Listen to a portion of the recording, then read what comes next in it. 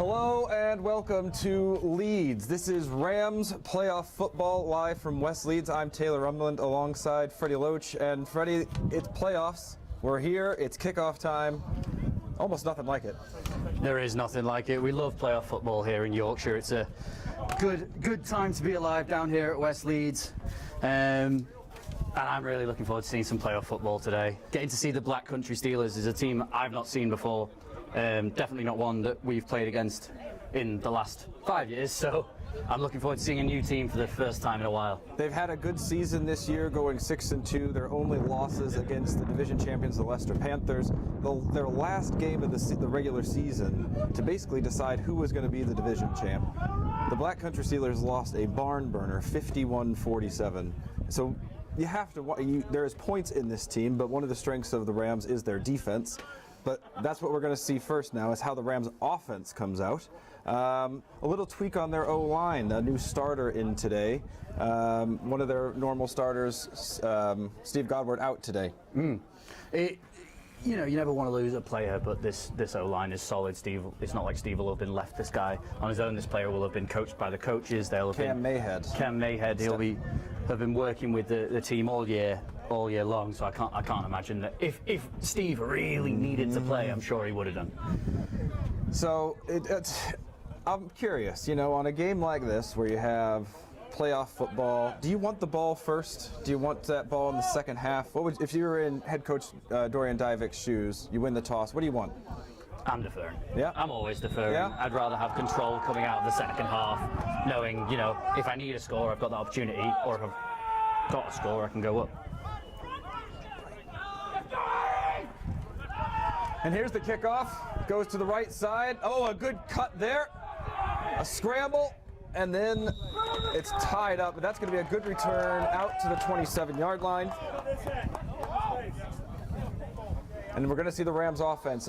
Dan Hayward out at quarterback today. He played wide receiver most of the season, but then stepped in at quarterback near the end.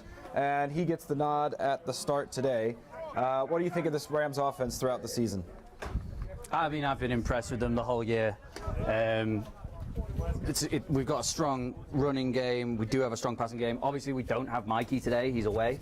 So we've got Dan standing in, but he's been ever present for this offense for the last few seasons. And if you were to have anyone to stand in to be your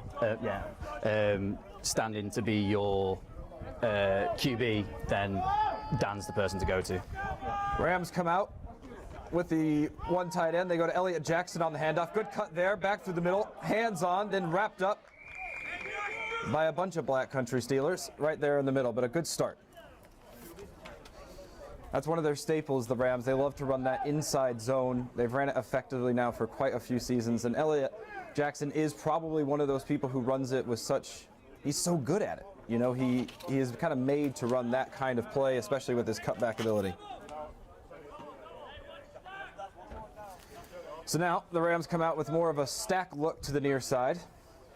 It's stacked to both sides. They're really trying to spread that offense out, spread the defense out, 2 over 2. Bit of a wide snap. That causes Hayward to have to retreat, and there he's going to be taken down.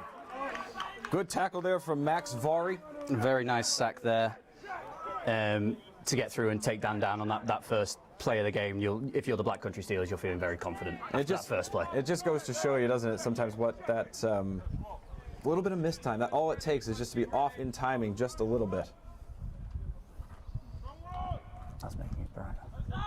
There we go. That's what it was. So now the Rams come out again in the stack. Adam Woodhall out in the slot on the near side. Fahim Hassan the other. Iago Castro gets the start. And now that's going to be a jump. I think the Rams were able to draw them offside on the hard count. Let's see who that was. Pav Callan. There, a linebacker. I think he wanted that pressure a little bit too much on third down, trying to get the jump snap. But the refs want to huddle about it and see what they're going to call.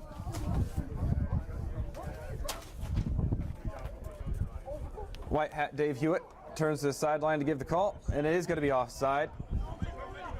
It is going to be Pav Callan, and that's going to turn it back into a bit of a more manageable third down, taking it to third and about 7. Be curious to see what the Rams do here. Yeah, I mean, when you're given an opportunity like this, you've got to take it. It's 3rd and long. You've got to try your opportunity and take it as far as it is.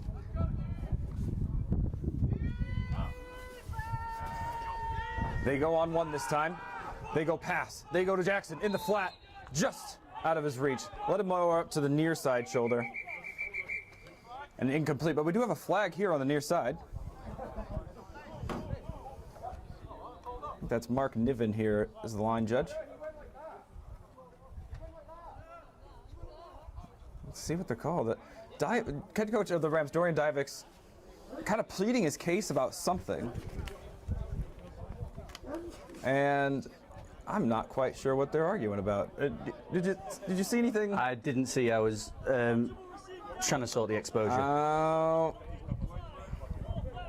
And an eligible receiver downfield. Somebody must have released just a little bit too early or a little bit too much as they tried to release that into the flat. It might have been a planned play, you know. I think it'll have been someone should have been on the line and someone should have been off. Oh, yeah. That's a very good point.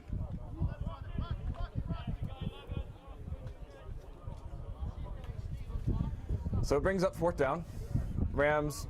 All season have been to Leicester, and they've been absolute barn burners, like you said earlier to myself. You will come into a game like this confident that you can score points. The question is, can you score points on a Rams defense? They come out in the shotgun. Quarterback Nathan Lister stands in, leading the. God, he's good. Isn't he? Isn't he? He hits really hard. Yeah, I don't like it when he hits me. Thankfully, he doesn't hit me often. So they change. Now they stay with the spread here. Big tight end there in the slot. We'll get you the starters here in just a minute. But now they go run. They want to go inside zone. Faith Arijoba there, squeezing the end, squeezes him down. Nice play there from the DN, 85, making his presence known early. That probably would have gone for more yards had he not squeezed at DN there. You play at the end. That's something you need to do, especially when the ball's going away from you. Just squeeze it down. Yeah, you got to squeeze that gap in and make sure that if they're coming into that gap, that it's not easy for them. If you can get rid of a B gap, they only have 2 gaps to run through, an A and a C. So if you can really squeeze it down, that's exactly what you want to do. But it was nice, patient play there by Faith, and he ends up making the play. That brings up 3rd and long, 3rd and 8 here in the first quarter. Black Country and the Yorkshire Rams in the first round of the playoffs. Lister gives, once outside zone. Can he turn the corner? Maybe. Yes, he gets it. Turns the corner. Able to get the first down. Nice run there from running back Josh Hull. Very patient, wait to turn the corner, and good blocking from the receivers downfield. Yeah, that was a really good play there to get the long run out to the left. When you're going off tackle, it takes a lot longer for that run to set up than it does if you're going inside zone or something like that. So it was good work from, I was going to say Samwell. Then good work from Black Country to keep pushing and keep going and end up getting a good chunk of yards on that play. Good job from that offensive line. From left tackle to right tackle, it's Jamal Saeed, Stu Andrews, Mario Adamidas, Callum Park, and Greg Colberts leading their run game today. 1st and 10. 0-0 here in the first quarter. Quarterback Nathan Lister tells his man to switch sides. They want to go underneath. Jet sweep. Got to be strung out. Good play there. Kelvin Newsom, Tyler Broad combined for the tackle for loss. They read that well. A very good play, getting all the way into the backfield there. That jet sweep just kept trying to develop and never getting anywhere, going further and further back and further and further back, and then you have Kelvin and then you have Tyler, and then the play's over. They lost more yards than I thought they did. Yeah, they went back nearly They didn't give him much forward progress. A full down. And they have him marked down for a loss of 8. Yeah, looks like first down. 2nd and 18. That could be a drive killer. But we were talking to the OC before the game. He described their offense as an air raid. And that may be one of the reasons why they can put up so much points. But they go from a bunch formation here. Oh. And a flag from the back judge. That usually means delay of game. We'll wait for the call from Dave Hewitt.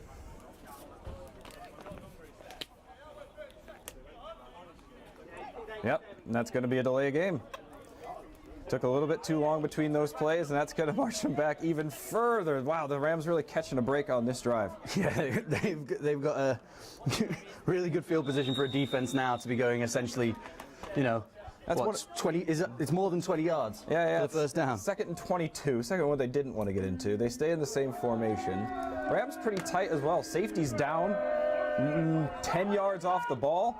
But now, it's a pass. Lister's got room in front of him to run. He's got a lot of room in front of him. Can the Rams defense catch up? And actually, they do a pretty good job stringing that out. They give up back to the original line of scrimmage, about a gain of 12. But Lister probably went more east-west than north-south than he could have, and sets up still a 3rd and long. It was a good play by the QB there to, you know, see that there was nothing open and just try and gain some yards. He's got back 10 yards pretty much there to set up on a third and 9. It's exactly the kind of play you want on second, just to put yourself in a better position coming out on third. 3rd and 9, first quarter here in the playoffs. 0-0 here between the Yorkshire Rams and the Black Country Steelers. Black Country on their first offensive drive. They go middle. That's going to be eaten up. Rams defensive line gets home. And that was swallowed up from the inside out. D tackles, D ends kind of got there at the same time. So, oh, but this one's a tough snap. Punter's going to have to struggle to get this one away. He does. But it's right at Tyler Broad. He's got room to run. He's a special teams extraordinaire. He slips a tackle. Now he's got more room. Can he slip one more? No! Terrific tackle from Oliver Jones. They call him the specimen. And he came through like a bullet and got Tyler Broad's ankles before he could get any more steam. Rams back out. That was a really good tackle there. It was a good play by Tyler to start getting some yardage, but I would say that's a really good tackle. I was watching it on the side of the camera to make sure I'm filming it, and he just flew in from out of frame, made the tackle, and flew out of the frame again. It was very impressive. Ow! Oh, sorry, guys. You okay? I just hit my hand on the metal. It's all right. They don't really think about how dangerous our job is. Yeah, we've got the dangerous job. Now, Rams come out for their second drive. It was a bit stop-start on the first one. Try to use the run game. Went a little bit back and forth. Now let's see what they can do here on first down, second drive. 0-0 here in the first quarter. Hayward tries to go underneath. Oh, it's in and out of the hands.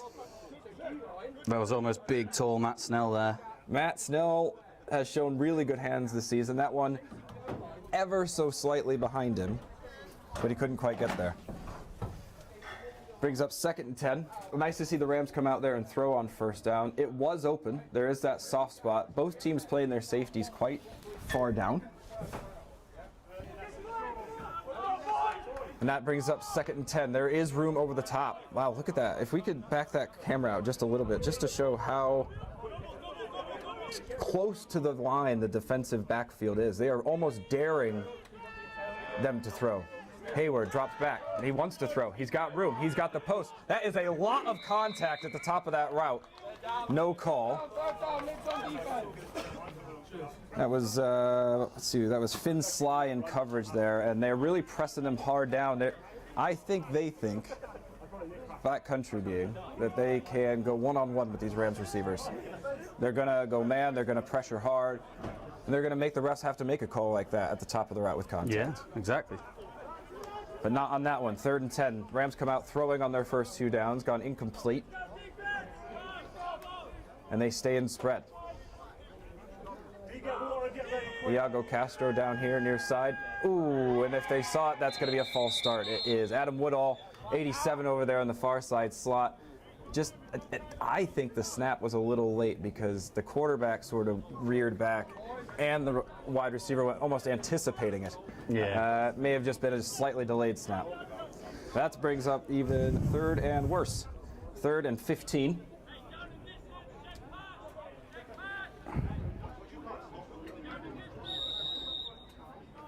And the Rams offense has struggled here in the early going. First quarter of the playoffs. Their first drive didn't go great. Second one down here at 3rd and 15.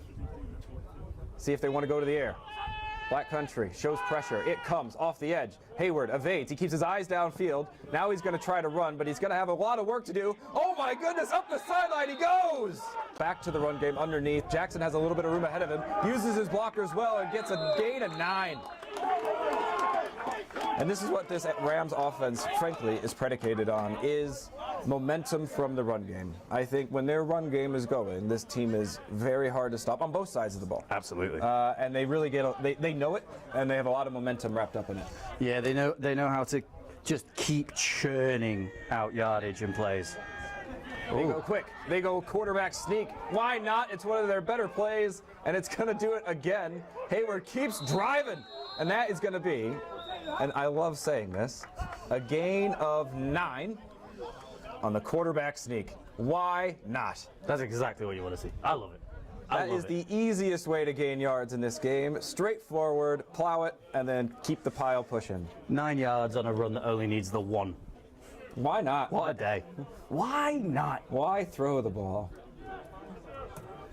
That's something that the Rams have prided themselves on since they used to run triple option several years ago. That's kind of been one of those hangers on, even though they've gone to spread, is that we can run the ball right up the center's butt if we need to, and we will.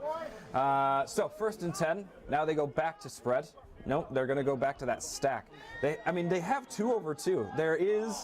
They've fallen right into the trap that the Rams want them to be. They're keeping the pressure in the box, and that's a hard hard run from Nat Wise. You heard a big pop in there, and Nat Wise pops up real quick, and it's Kevin Nash, the D lineman for Black Country, who gets up a bit slow. Diesel. Kevin Nash. Oh, yeah. Oh, look at you with the NWO reference. Yeah, I could make 90s references. 80s references. No, it was 90s. That might have been Kevin 2000s. Nash. Tall, long hair. He was old. 2nd and 6 after the hard run from Nat Wise. He flips sides here. Rams go trips to the near side.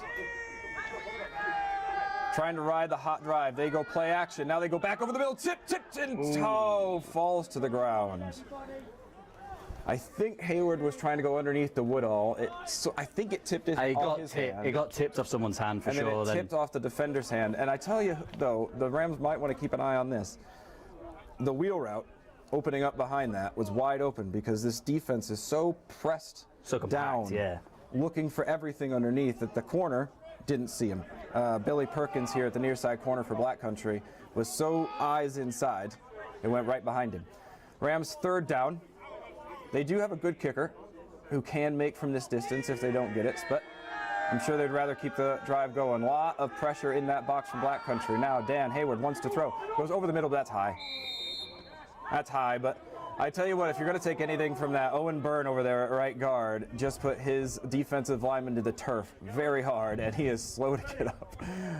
Oh, that would hurt. I'm sure you've been on the other side of that once or twice. Yeah, it's horrible. I said to Owen the other week, because I happened to see his Instagram come up on my the streams connection come up. Sorry.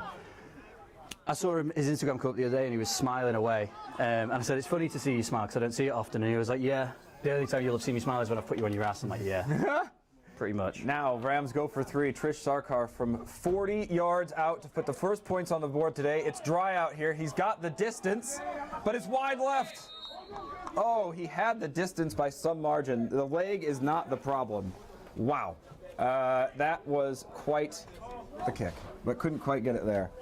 Couldn't quite get it between the posts, and that's going to change possession. Good drive there from the Rams. Very good drive. Inconsistent to start, but that scramble from Dan Hayward got him going.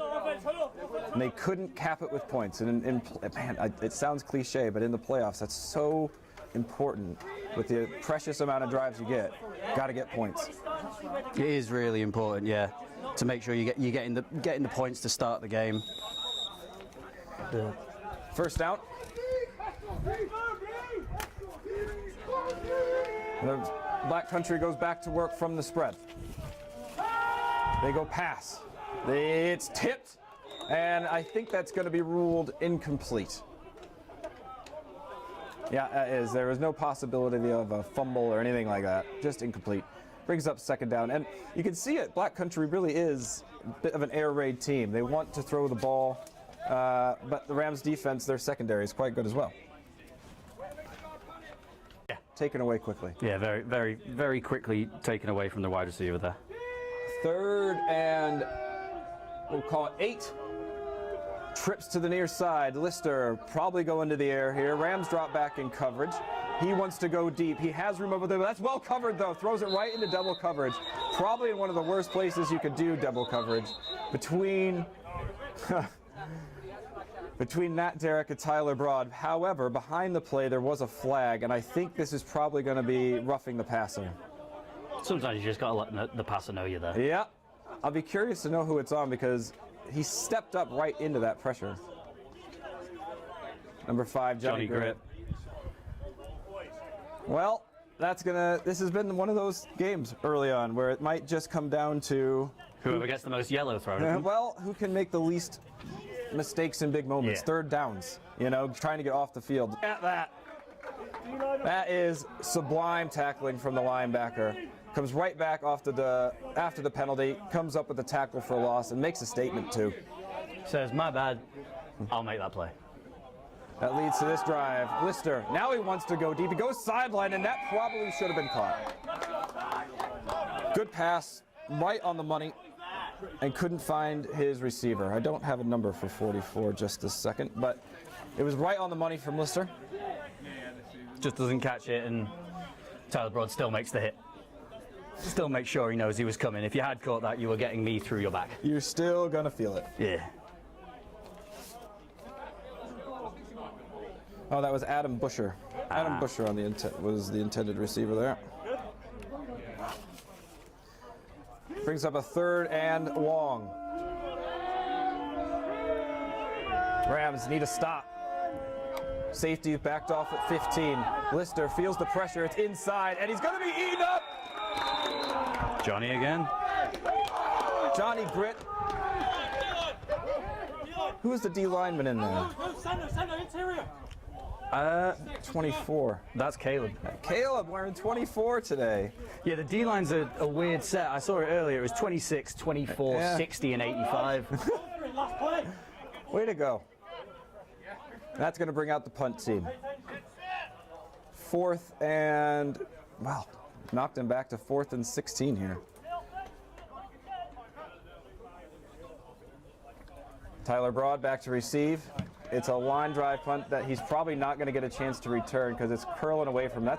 That's a really good punt. That is a really good punt. That's a really nice punt. Great field position for the Samuel Black Country defense here. I should have a pot every time I say that. Put a quid in it. We would be so rich by the end. Yeah, I'd take my own money. Rams come out for their next drive. It's been defensive. It's been momentous. It'll be interesting to see when this game wants to open up a little bit because Black Country does score a lot of points. Rams are a pretty stout defensive team. Or maybe it won't. Maybe it'll just be one of those games right to the end.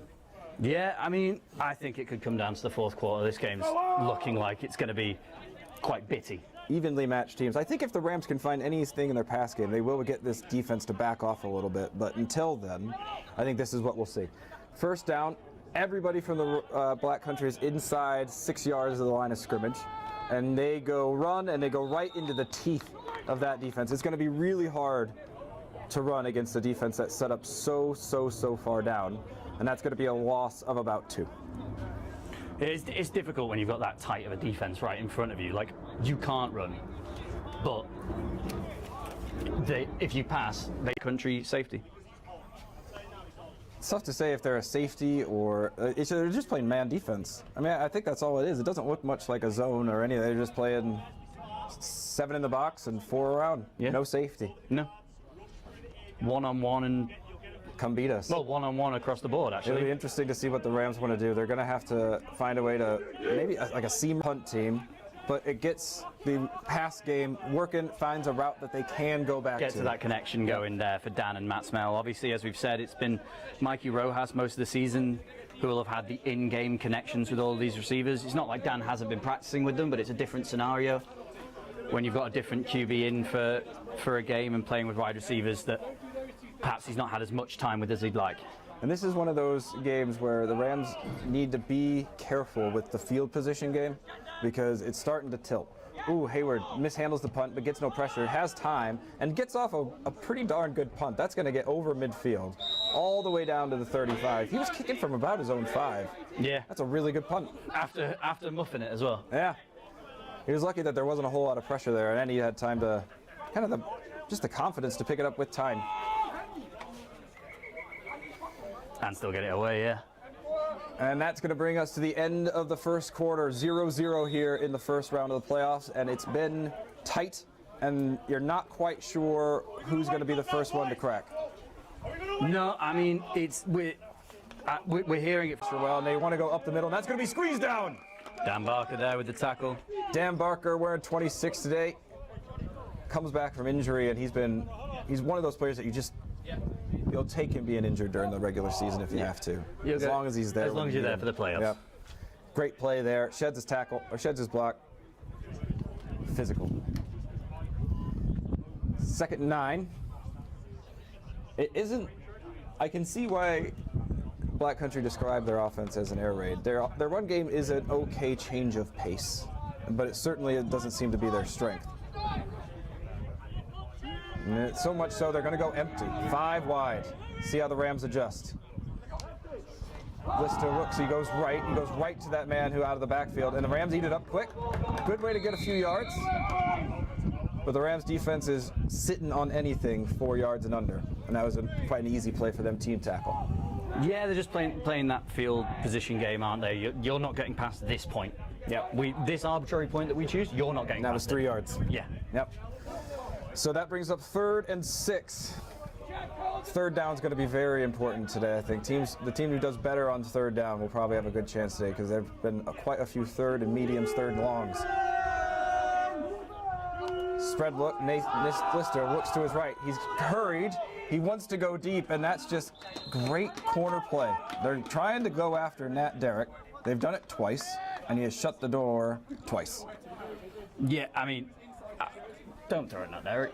That's a bad play all around. But yes, when you've got Nat on that corner, you could target him. He's a shorter cornerback. He looks to be shorter, but what he doesn't have in height, he makes up for in just physicality and just being awesome. Just being a really good DB. He just looks like he's always in your jersey. Yeah, like he lives inside your skin. Black Country. Ooh, another high snap. That one's gonna not help the punt, but a really friendly bounce. Too friendly. Goes all the way to the end zone. That was Tyler Broad took a risk there. Yeah, that looked like it wasn't going to quite get in. About the 17. That's a long way for a ball to go without getting touched by somebody else. But this hard ground that they have here today just kicked it in. So the Rams will start with decent field position out of the 25. And the one thing I see from the Rams is that their strength is their run game.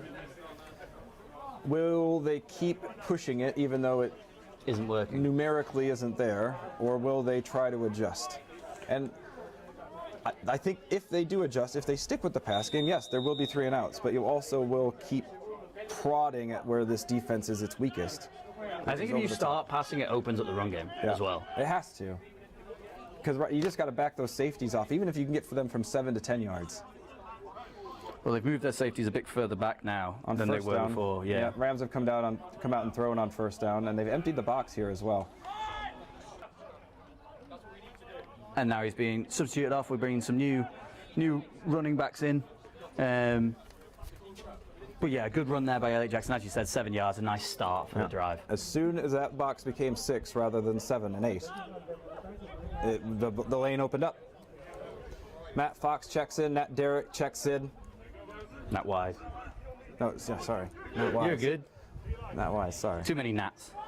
2nd and 3 for the Rams. Black Country shows pressure. Wide cuts. Oh, he's team for several years. You've been in these playoff games. How is it different? I mean, obviously the stakes are higher. It's win or go home. But how does that manifest itself on a sideline or on the field even? Everyone's trying just that little bit more. That 100% you were giving is now 120. It's 130. You are giving that just a little bit more to try and push your part going forward. But you can only do your part You're 1/11th of what's on the field. That's all you can handle. So you've got to just focus on what you're doing, not worry about what's happening with the team. Do your job and get through this playoff game. Coming out with a win. That's what you want. You It doesn't matter how it looks. There's no style points. No. It just needs to be a W. Rams back to work on first down. Big run from Nat Wise sets him up 1st and 10, just shy of midfield. Tight end Matt Fox, 3 wide receivers. They motion Fox out, and then they go back to the run inside to Wise. That's going to be eaten up. About a gain of 2, maybe 3. It was a Black Country defender that came out with it, but the referees had already blown the whistle. I do like, he tried to sell it. He tried to sell it. I got to give him that. He did try to sell it, but he had Owen's big paws on him, so had he got away, he was going down. Max Vari came out of the pile saying, I got it, it's mine. Rams get a gain of 3, 2nd and 7.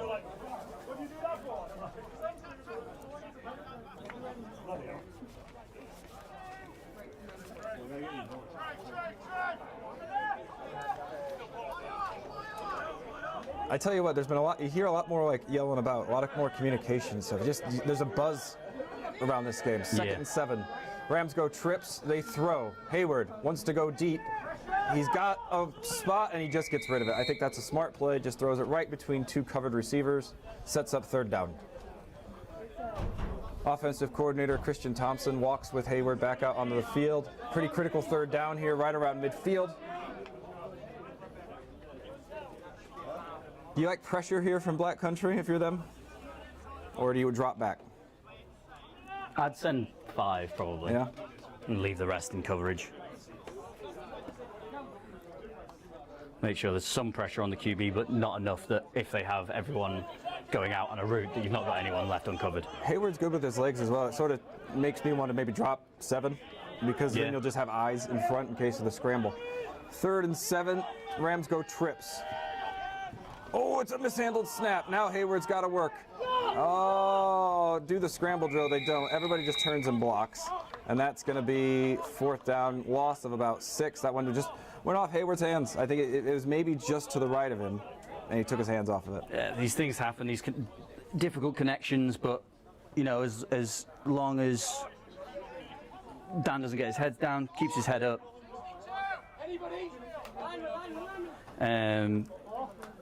As long as Dan keeps his head up, that's not going to bother him too much. I think there is something in this Rams offense. I don't know. There's something where they don't seem, their heads aren't down. They're not. There is something there. They just haven't put it together for the length of a drive yet. No. I think that's all it is. Maybe it's the 2 or 3 good plays. It needs to be probably 5 or 6. Yeah, 100%. Got to get the snap off. A little miscommunication on personnel. This is a good snap. Hayward's got time, puts a good leg into it. It's going to take a bounce. And can they get to it? No. That ball hit at about the 15 and goes all the way to the end zone. Defense can't get a hand on it. I think the returners have seen that.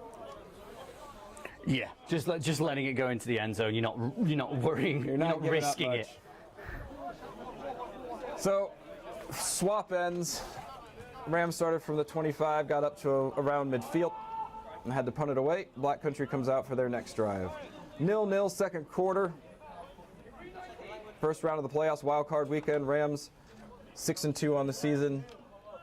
Black Country 6-2 on the season. Both teams lost to the same team twice. They beat everybody else in their division. Apart from one team, yeah. Except for one team. So, kind of fighting to be that team that gets a crack. Tyler Broad comes down from safety, shows pressure, now backs off. They want to go run. No, they go pass right over Broad. He goes off his fingers and it's caught. Fay tries to make the tackle. He can't. And the receiver's going to get dragged for a 1st down, 16 yards off the broken play. Tyler Broad knew what he sat right in the kitchen. He was like, it's going to run or they're going to pass right here. Yeah. He was in the spot. And they just couldn't quite get there. Just couldn't quite make the play. I mean, I got fooled by the play action, to be honest. I was watching the play action, not with the camera, thankfully, but I was watching the play action.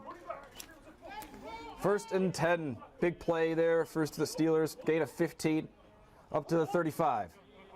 Lister has got spread. He puts a man in motion. Rams defense rolls. Lister goes run. They go middle. Outside it goes, and that's a bad place to go because Nat Derrick is waiting at corner. You string things out to that side, and you get in trouble because he has shed his block, and then he comes downhill. Break tackle from the corner again. Was there any yardage gained on that play? I think about a gain of 2. When you run on a sweep or an outside run like that, the last thing you want is the cornerback coming up. You run to the outside because you think the cornerbacks are going to be the weaker tacklers. I would argue that running to that side is the worst case scenario if you're looking for a weaker tackler. 2nd and 8 for Lister and co. They go motion again. Same motion they did on the last play. Same roll from the Rams. And they want to go past this time. They go right in the slot, right over the middle. Missed tackle, and that's going to give Black Country a first down. Rams came up. Safety tried to make the tackle. Couldn't. Had to be cleaned up on the back end. That's going to be a first down. That was a really good play there by Tyler Broad to hold him up, and then Johnny Gritz coming over the top and just absolutely clear it out.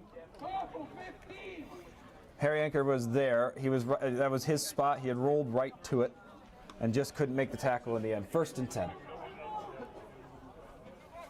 Black Country's offense has that sort of quick strike ability. You got to be able to make those one-on-one tackles. Now the Rams defense changes. Almost nobody in the box, just one. Johnny Grit stays there. Everybody else out in the defensive backfield. And they want to go wide on the toss. And that's going to be strung out, taken down.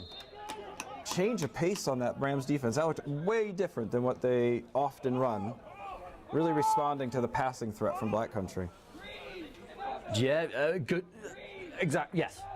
Words, sorry. Yeah, a proper change of pace there to match up with Black Country, but 2 plays in a row where Johnny Gritz come up and made that play and stopped what was occurring. He's having a really solid game, isn't he? He is. The Rams defense does look good. Just got to make those one-on-one tackles. 2nd and 11. Steelers stay in spread, having to really earn their points today offensively. They drop back to pass. He's got time, not a great pass rush, has a chance to go underneath it, can't quite hit him. That was really close to Josh Hull out of the backfield. The running back had, because that route was so long developing, the Rams didn't get pressure. That gave that route time to develop, but just over his head. I was thinking Leicester there was going to stay in the backfield, was going to run away, yeah. And then didn't last second, just chucks it. And as you said, yeah, it wasn't far from Hull there. Rams playing with fire, now 3rd and 11.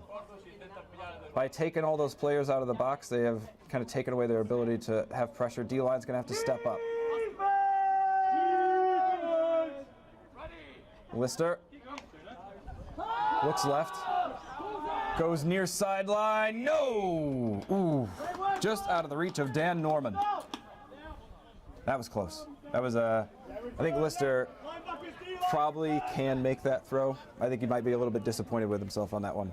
Yeah, I mean, he had 2 men in the area. He could have gone for either one. He ended up accidentally putting it in between them instead of on one of their hands. He'll want that one back. Yeah, darn near identical drives. I mean, 2 teams starting off a touchback, get right up to about midfield and have to punt. It's turning it. They're very close mirrors of each other. Not the same team by any margin, but similar skill level. Oh, that could be blocked. Oh, Johnny Grit does a good job of pulling up there. And a bad hop on the punt. That one was heading for the corner, kicks up, and that's going to be marked out at about the 17, and that's where the Rams will take over on offense. You could probably hear, I tried to shield the mic ever so slightly, between drives. Owen Byrne took the offensive side and gave them a rah-rah speech. You told them what you thought? Yeah, loudly. And we'll see if it has any effect here. Like I said, I don't see this offense being down. You've seen sometimes this Rams team fight amongst themselves when things get a little tight. It doesn't feel like that. It just feels like they have a big, tall order in front of them. This defense is playing well. They got to find a way to unpick it. I think what I heard Owen say was, you've earned nothing so far. You've made it here. This was expected. Now it's time to earn it. Yep. And it's where the Rams were last season. Playoffs have been a tough one for the last few years. Look good in the regular season. They'd love a win in the playoffs. Trips far side. Elliott follows the block. He's got a block. Tom Southwell does well there, but a big hand wraps around him. That probably could have gone for quite a few more yards had it not been for Connor Monkman. Monk getting a hand on him and just refusing to let go, limits it to a gain of about 7. Oh, they give him the forward progress up to 8. 2nd and 2.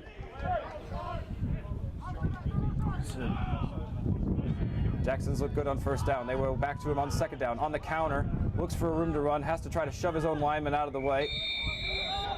But he does get the first down. Jackson back to back, 12 yards. And I tell you what, when the Rams offense can do that at the start of a drive, it opens everything else up for the rest. Yep. They've shown the threat now that has to be responded to. It opens everything else up. Yeah, you've got to look after the run. Okay, now you've got to watch out for the pass. Yep. Now you've got to watch out for the run. You just keep going back and forth and have them keep adjusting. Some wide receiver, I think, needs to step up and say, "This is my game." Make that big play. Build out a little bit of confidence for Dan. 1st and 10. They go back to the run. They go with the different one. Nat Wise stutter steps, and now he runs hard, protecting the football, driving the pile forward. Another strong run. And the Rams have been glad to have him back. He was here, and then he went away to Scunthorpe for a couple of years. He's come back this year, playing running back. It has been looked really good. He looks really, really good out there. He's a strong, physical running back. Gets his head down, tucks it. I think they're going to give him 8 on that one. They were sort of slow on where they were going to spot that ball. I think because of the late surge of the pile. They're arguing that there was diving into the pile and pushing into the pile. Let the boys play. 19 yards rushing to start the drive. This brings up 2nd and 1. Snell and Fox to the near side. Son and Woodall to the other. Offensive line stays the same. They go pass here on 2nd down. They go over the middle. They had sort of a shout sort of concept, a slant and an out, and Hayward puts it right between the two and falls incomplete. 3rd and 1. I think he was going for Matt Snell there, trying to get it to him. On the slant? On the slant. When you've got a big tall wide receiver and you put it on the slant, they're just going to reach up. You can just throw it nice and close up there. He's been behind. They've had a chance on the post earlier. Well, just that little bit behind. Just a little bit slow. 3rd and 1. Wise stays in the backfield. Dan walks up under center. This usually means that they're going to try to go sneak. They do. And I'm not sure. I don't think they're going to give it to him. I do think the Rams may go for it here. Because I think they might give him half a yard on that. Yeah, I don't think it quite got to the first down marker, but you take half a yard. I mean, if I know the Rams at all, we're looking at a freeze play. Yeah, they don't give him an inch. Stays exactly the same, I think. Fourth and a full yard. 4th and 1 for the Rams. This is a big decision. Could give Black Country really good field position, and that's what has held Black Country back a little bit, is having to be stuck in their own end. They go again. Ooh, I thought they had him there. Hayward goes freeze, and they get the delay of game. Freeze play though. Yeah, you'll take your 5, you'll put it away. Yep. I don't think that's a bad thing. No. I think you keep playing this field position game. You will get there. Yeah, the choice is where you either get a first down or you kick the ball away to the end of the field, and kicking the ball away to the end of the field is never a bad call. They tried to go with a little variant there. With the toss off the sneak look, and I think it would have worked. So that's maybe something to keep in the bag for later. On a 3rd and 1, because Black Country really responded well. Their linebackers timed their blitz well, and that's the one thing that really screws up that QB sneak, is when you can almost push the center to a stalemate. You pop to that start. center, yeah, you can't get down low enough. 4th and 6. Hayward calls out black. See what that means. And it means he's going to punt it. He does it more like a rugby kick. And that's going to go for a nice roll and end up just inside the 20 at the 17. And that's where Black Country will take over, having to earn it out of their own end again. Let's go, D! Let's go, D! No turnovers today. Both offenses have been protecting the ball. I think that there might be one in this game. that will swing things, because right now it is just two evenly matched teams kind of matching each other for 25 yards and putting it away. We're getting deep into the second quarter, probably not far off the 2-minute warning.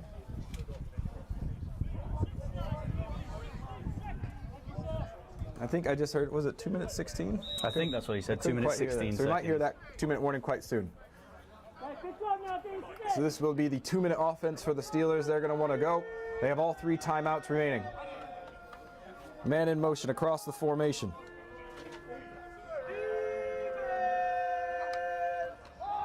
Lister rolls to his right. He keeps his eyes downfield. Now he chucks it. Ooh, playing with fire there. That was in and throwing back across his body to the middle of the field is always an adventure. Ethan Smart, the intended receiver there. Always an adventure is, I think, the nicest way to put throwing back across yourself on the other side of the field.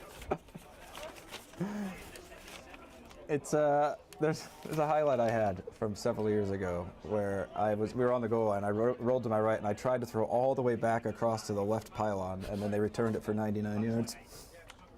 I feel like I remember that. Yeah, I do. Brings up 2nd and 10 for Black Country.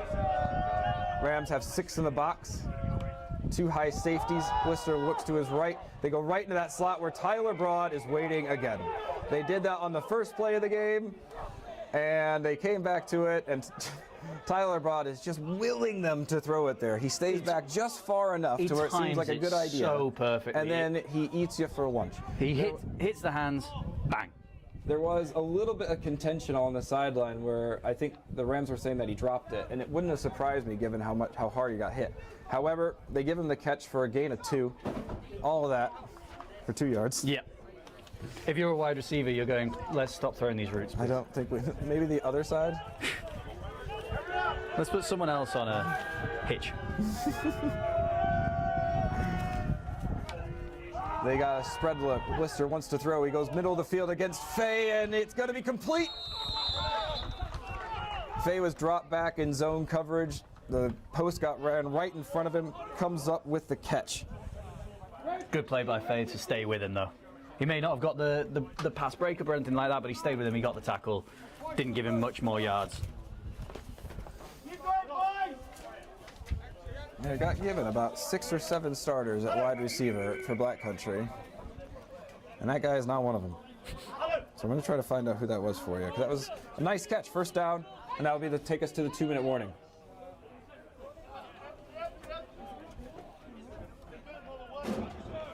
So 2-minute warning. We're in a situation where they're 55 yards out from the end zone. What kind of defense you play in here?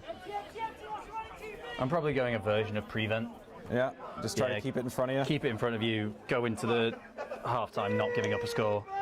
They go empty set. They go jet sweep, nearly blown up by Barker. Now he's got room to work, and finally ran out by Tyler Broad. That was Josh Hull, the running back, who came in motion. Just trying to get the ball into his hands in a different way, because trying to run him through the box has been real tough today. They've tried to put him out in pass patterns. They've tried to give him on the jet sweep. Clearly a big part of their offense. It was a nice jet sweep there. Dan Barker will want that one back. Yeah. I think he was right he was in the perfect spot. He just didn't get it wrapped up. I heard someone complaining about a holding. I may have missed that. There might have been a bit of jersey tugging there, but it's an unfortunate play for the Rams. 2nd and 5, Black Country, under 2 minutes left in the half, 0-0, first round of the playoffs. Trips to the top of the screen, that's the way he rolls as well. Pressure all over the place, trips the ball out of his hands, last minute. Did they give him the catch? No, it's going to be incomplete. It would have been maybe a gain of 3, but it goes for nothing. Adam Busher on the intended reception. This is a big stop for the Rams, I think, right here at the end of the half. This one feels big. Feels like it's got a lot of momentum in it. This one really, whatever happens at the end of the drive really decides what that halftime speech is. Yeah. Whether it's, hey, we're good, let's keep going, or whether it's, hey, we need to turn up what we're doing. Well, last thing you can give up is a big one here. 3rd and 5. 3rd and 5 here for Black Country. Big scoring offense has struggled so far today. They got trips, and they flipped their running back Hull. Rams backed off. They go pass. He's got time to throw, steps up, got a man, that's Busher in the flat.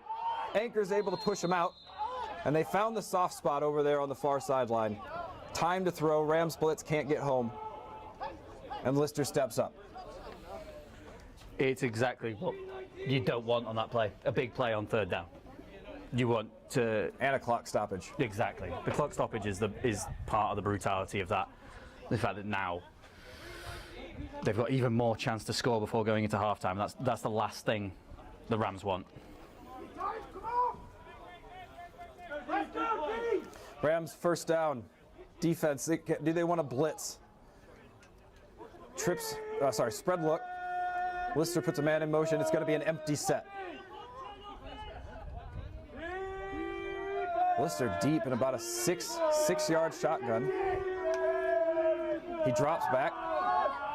Oh, Rams pass rush can't get home. Oh, Newsom steps up.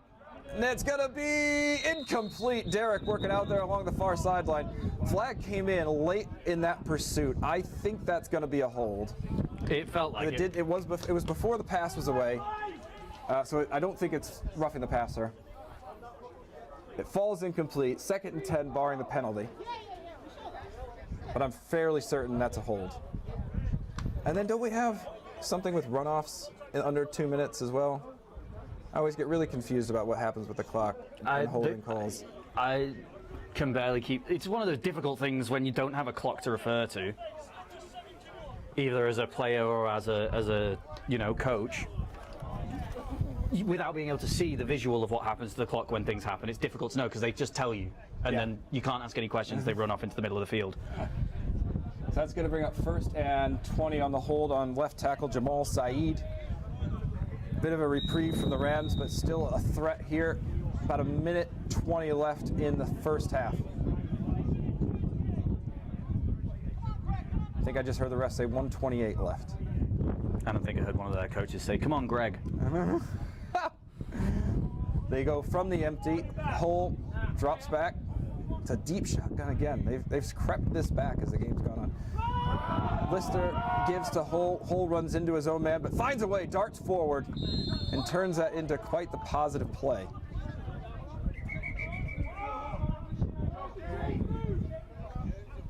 I think the chains are wrong.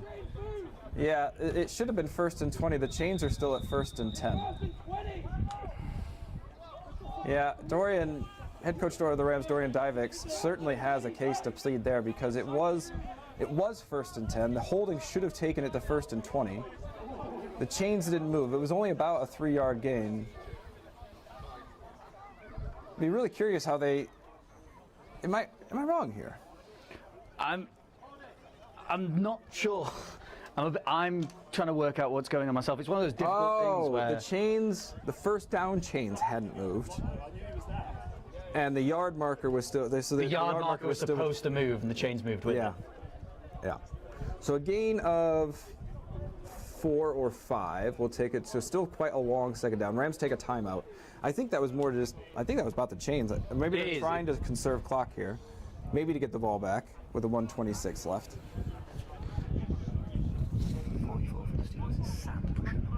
Oh, thank you. It's one of those funny things, I think, sometimes in sport, where if a team did something of the equivalent of messing up the chains like that, they'd get penalised. But when the refs mess up like that and it screws up a team, nothing happens. That is true. I mean, what are you supposed to do?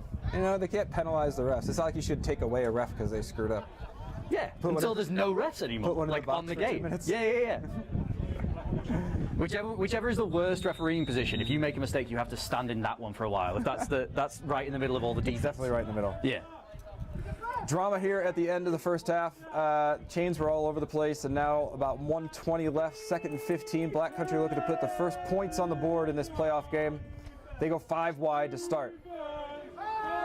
Lister drops back. He's got time. Now he wants to go deep. He's working on Fay, and that's going to fall incomplete. Couldn't find his man over the top. They like that matchup over there. They've gotten there a few times. And when they want to go deep, they're looking off that left side. Yeah, it's not just they've tried both. They're trying both corners and not really getting all that much success with either. really, if we're being honest. And the intended receiver on that, Adam Smith, they've gone to him a few times. 3rd and 15.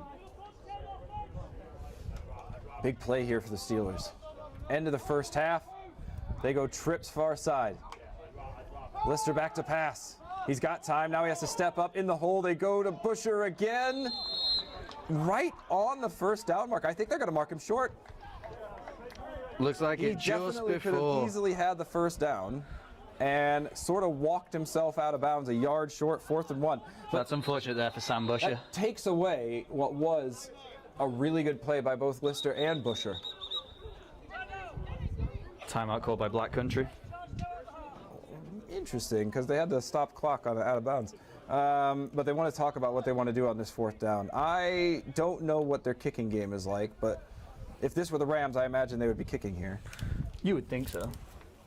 But, you know, they might try something. Yeah, I mean, draw them offside. If I'm a coach on the sideline, I'm shouting, watch the fake, watch the fake, as any coach would be in a situation like this. That's like one of your key jobs as a coach, I think. It's just shout, watch the fake. Yeah, at any given time. Yeah. Shouting, watch the fake, shouting, lowest man wins, shouting, sir. Black Country really quick out of their huddle. They called the timeout, and they are out there sort of waiting for the Rams out of the timeout. Now I think they they know were what just they want to calling run. it just to stop the clock. Yeah. Well, the clock was stopped. Yeah, but it restarts when the ball gets set. So whereas if you time out, it doesn't. Yeah. Doesn't start till the snap. Rules guy over here. College football, bro. I bought my new game of college football. We have to play. We will. I've been playing it. I need some more competition than my 6-year-old son.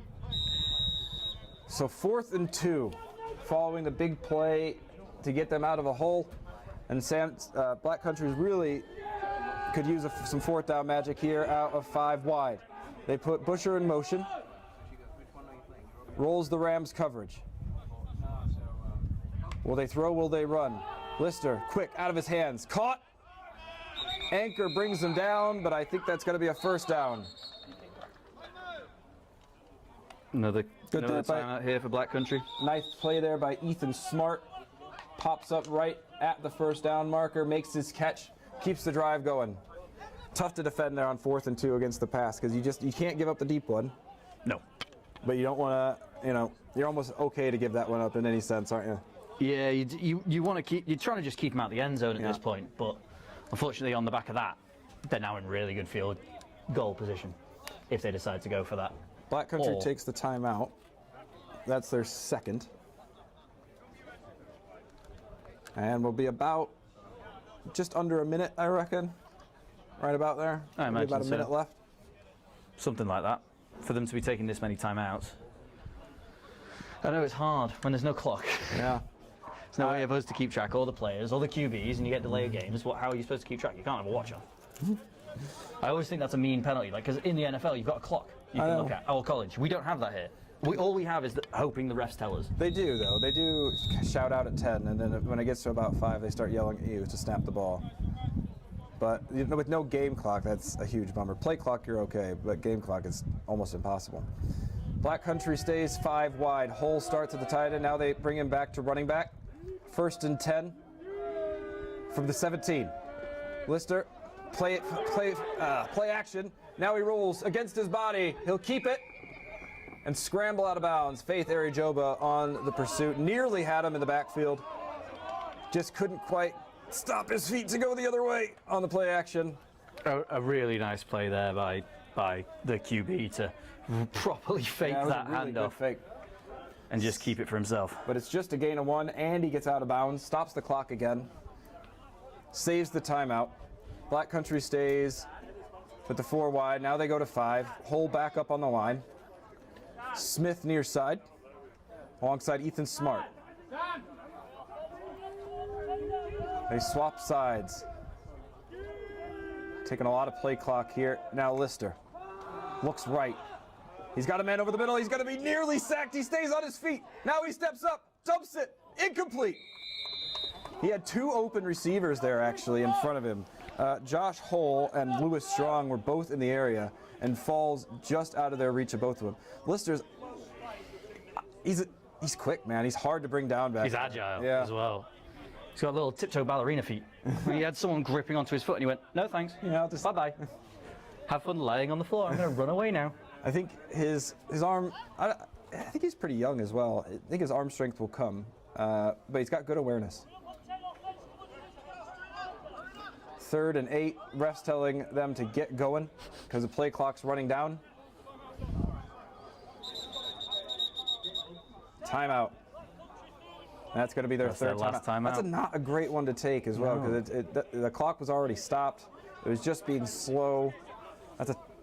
That one could hurt. Last time out of the half, and now if they run it, they have to go fast. Yep. Or try to get the kick team on quickly. Yeah. Or Third and- spike it, I guess. 3rd and 8, late first half, first round of the playoffs. 0-0 here at West Leeds. Freddie, using your defensive mind here, 3rd and 8 from the 15-yard line, inside 30 seconds. What are you thinking defensively? Protect the end zone. Protect the end zone.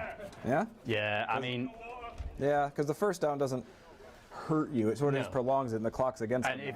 knowing that they've got no timeouts, keep them out of the end zone, keep them on the floor, keep them from the sidelines. 2-minute drill.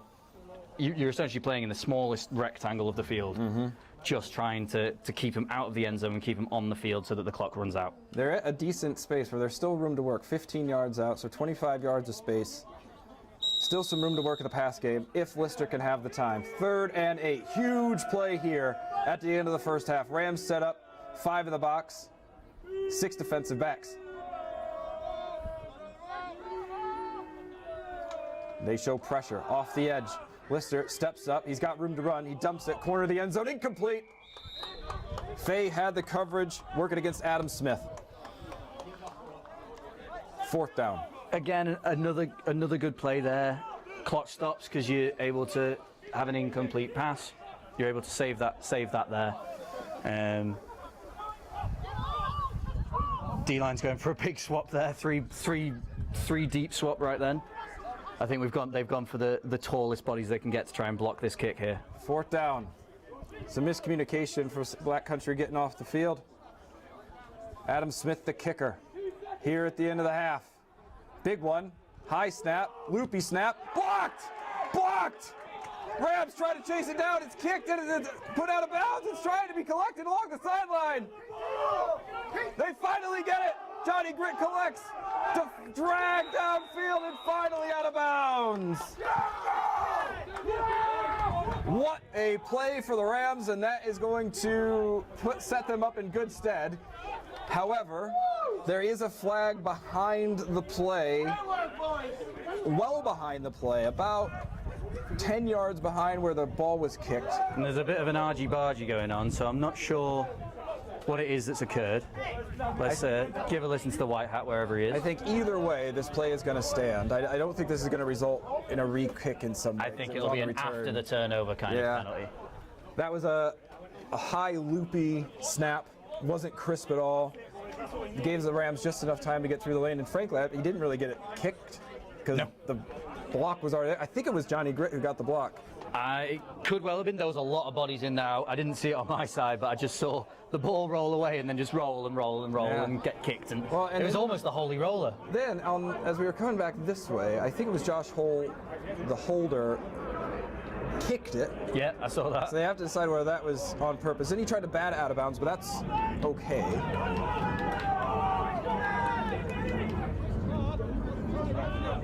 We'll wait for the explanation. Yeah, they are going to get him for the illegal kick, and that's going to be declined. So now it's first down for the Rams offense. They have 2 timeouts left.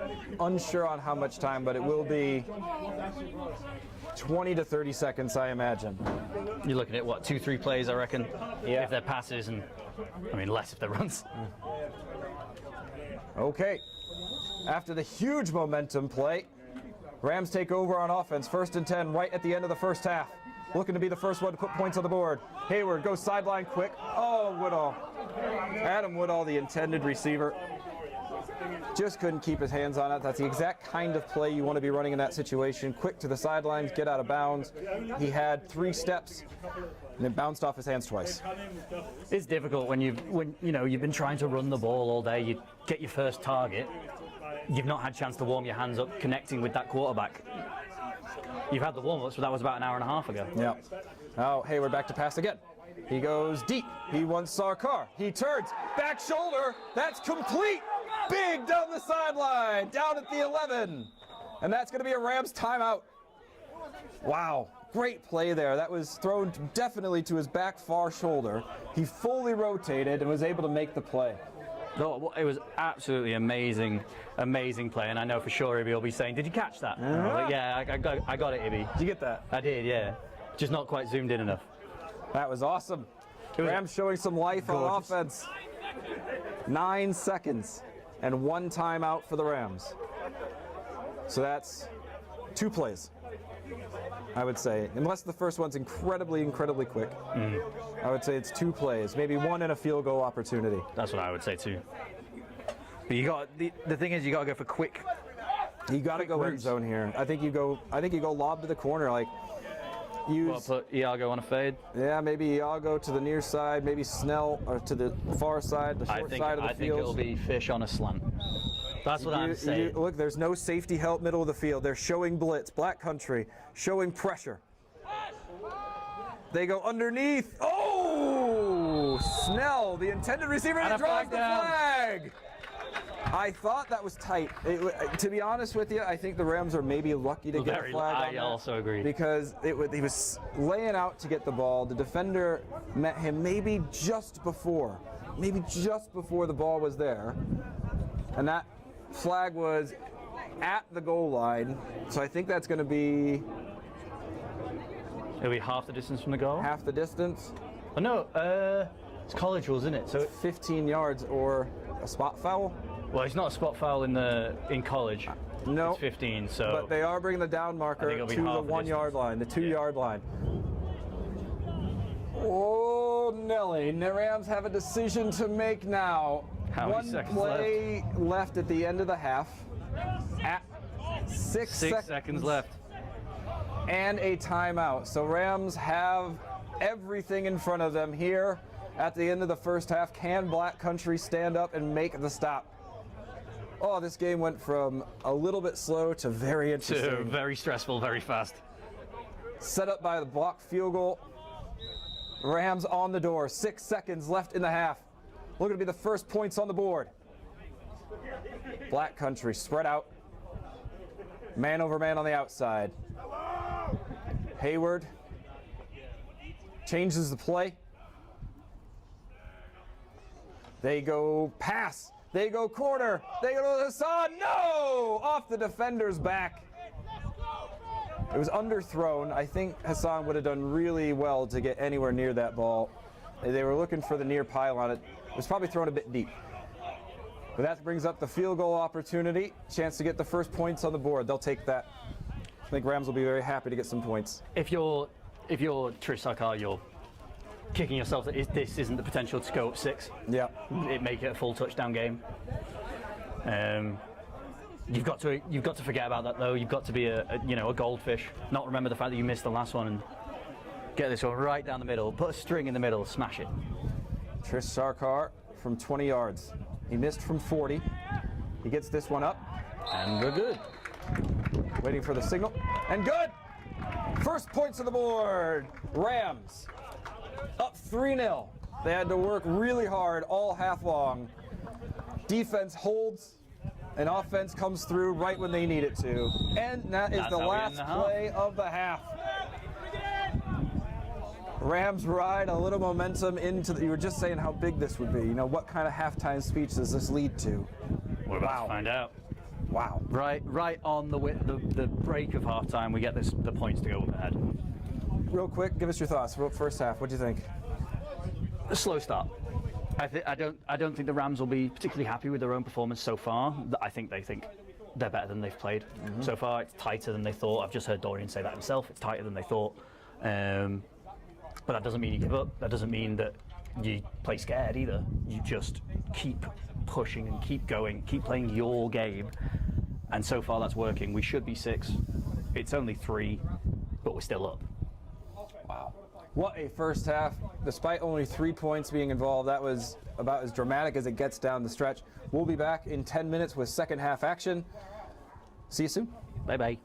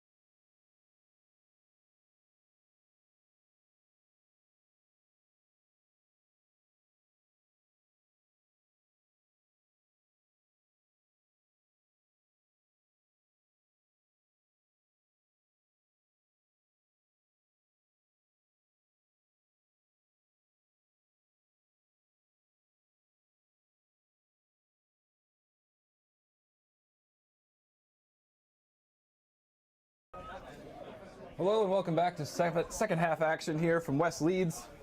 Taylor Umlin alongside Freddie Loach, and it was a slow first half that turned into dramatics near the end. Rams lead 3-0.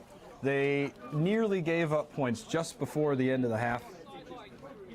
And then were able to block a field goal and then turn it into points. And so this team from Black Country, they are known for scoring, scored nearly 300 points throughout the season, scored 47 in their previous game before this one. And so far, the Rams defense has been able to shut them out. Rams will be kicking off to start the second half as they look to preserve the lead. It was interesting being down on the sideline, just listening to the players, listening to the coaches. You know, it's nervous. People really want this. It's one of those games where everybody feels just how much this play can be turned, this whole game can be turned on a single play. And now we'll get to see what happens here in the second half. Trish Sarkar will be the one with kicking responsibility. And the Rams will start on defense. Let's go, boys. Offense before the defense. We kept you in the fucking game. Let's go. Rams offense struggled a little bit to find their flow, find their rhythm, found a little bit there near the end of the half. It was able to get down to the 2, had an opportunity to put 6 points on the board, but just came up short. Trish Sarkar put him up 3. He starts us off now with a fantastic boot right into the corner of the end zone for the touchback. Put his full leg behind on that one. No chance at a return. And here come the Steelers on offense. A potent offense that has struggled so far today. Nathan Lister, the quarterback, has been running for his life at times. He's made some really athletic plays at times. This air raid offense has just not been able to make it last for a full drive. They haven't gotten that opportunity like the Rams had on their last drive of the half to make that impact. Freddie? Hello. Yeah, when you're coming out into the start of the second half, you know, you've seen the Rams put up 3. You're going to be wanting to reply with a score, at least 3, ideally 7 to start the second half and put the Rams on the back foot. But as we said, this Rams defense is solid. They're strong. I heard one of their coaches during the thing was going, Jesus, this D-line's relentless. And they go right to the run. Johnny Britt steps up from linebacker and finds his man. That goes for no gain, maybe a loss of 1. And that is something that the Steelers have tried to keep for balance, but haven't found much happiness in the run game. Second down. Johnny Britt just keeps coming up and just making those plays, doesn't he? He's played really well. Lewis Young, their normal starting linebacker, not in the lineup today. Had to reshuffle things a little bit on the inside, but it hasn't had any drop-off whatsoever on that defense. Pitching a shutout so far. Couldn't ask for any more, really, could you? Lewis Strong and Sam Busher to the near side. Black Country stayed in spread or 5 wide pretty much all day long. No tight ends. Rams roll the coverage. Tyler Broad comes down on the slot. Black Country looks to go 5 wide, but there comes that delay of game flag again. And you can see there Nathan Lister turn around to the white hat basically saying, what? Why? You know, because here we don't have clocks, but you do get pretty good communication from the white hat to the quarterback about how much time is left, 10 seconds, 5 seconds, snap the ball. They really try to avoid it. But it is also one of those where if the quarterback doesn't hear them, Or they're doing communication at the same time. Like it's happened to me where you just don't hear it. But it is going to be walked off. Lister pleads his case to official Dave Hewitt, but not going to happen. Well, he's really heated back up, by isn't he? teammates now a little bit. He's having to be dragged away by his offensive line. I think that's what it is they try to do a lot of checks at the line, and but that play clock starts pretty quick, you know? It's already going. Yep. Now they go 5 wide, 2nd and 15. Off the penalty. They go pass. He wants to go to his left. Hit as he threw. That ball's up in the air. And it falls incomplete. Boy, he got crunched hard.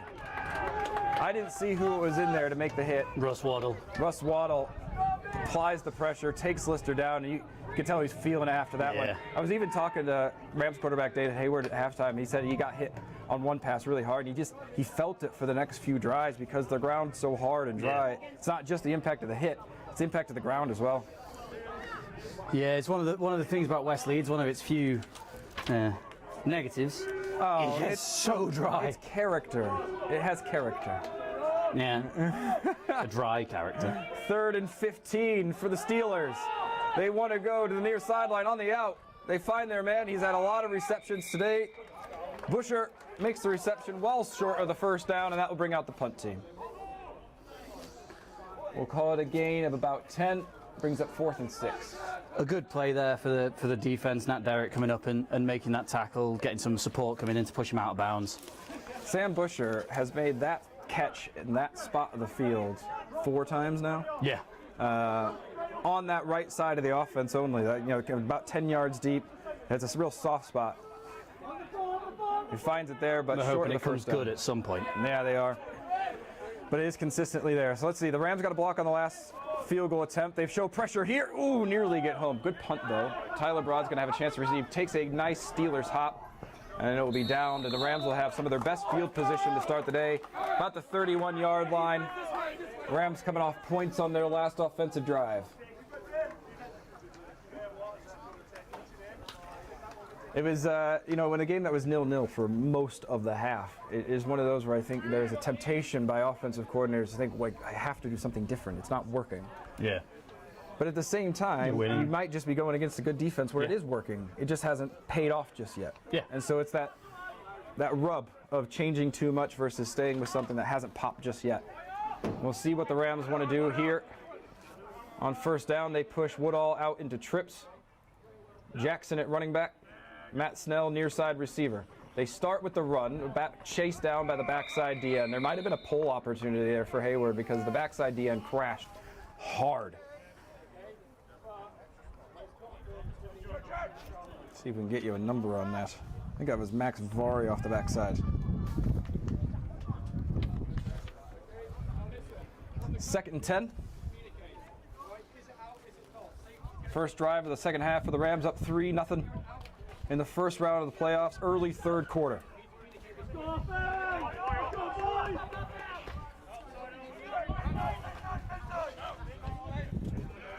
Bit of an audible called.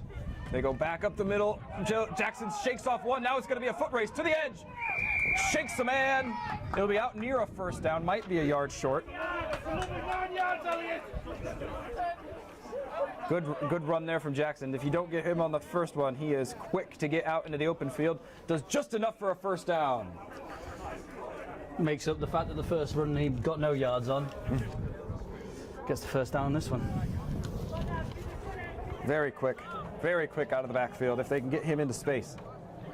They go back to the stack formation, both sides.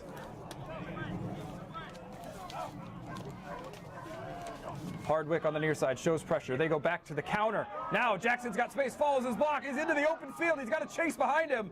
Bring down after a gain of 16. Pav Callan on the tackle. Jackson feeling it to start the second half. He's going to take a tap and bring in Nat Wise. The Rams run that counter so well. And it's a quick counter. We say it every time. When you move this offensive line about, you're going to have some success. They did a good job of collapsing that right side of the line so the pull could get there. From Jamie Brube, number 62, the big left guard. It's been huge for this offense for a few seasons now.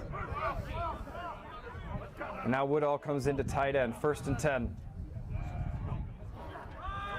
They go pull, there he is. Dan Hayward pulls, he's got the sideline to work with. That's going to be a gain of 17 off the read option. That was a lovely pull. I saw the defensive end on the far side really crash in. We've been begging for that one. You can see it on the previous play. That it's been a bit of a halftime adjustment to bring those a little bit more pressure off the edge. You noticed, I can keep this. And that will give Hayward some confidence now. Back-to-back first downs for the Rams. Looking good on this first drive out of the second half. Getting into field goal range for Trish Sarkar as well. Points going to be at a premium today. Smart to do it just as you change running backs as well. You assume they're coming in either to catch a ball or run a ball, not just to fake it. Yeah.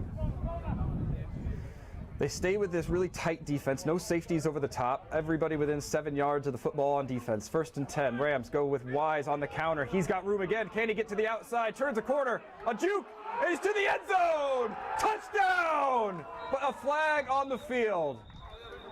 I think they're going to Just inside the 10. maybe call holding on Thomas Southwell there. For me, it looked like a good block. But Either way, that was a counter run to darn near perfection. Probably didn't even need the hold. Wow, Nat Wise looked really good on that. A broken tackle and a juke to get out to the sideline. And we'll see what the call is going to do for the Rams here. Block in the back. Southie, Thomas Southwell, legal block in the back. So that will be walked off from the spot of the foul. We'll see where that was. So I think it was quite far downfield. So I think the Rams might even gain a yard or two on the play. Or is it just 1st and 10 again? 1st and 10 again.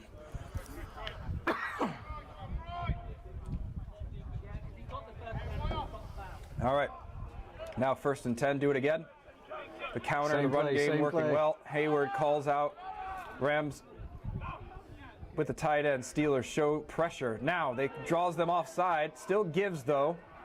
They had a chance for the free play, but now they'll just get the 5. Look at that downfield. Owen Byrne.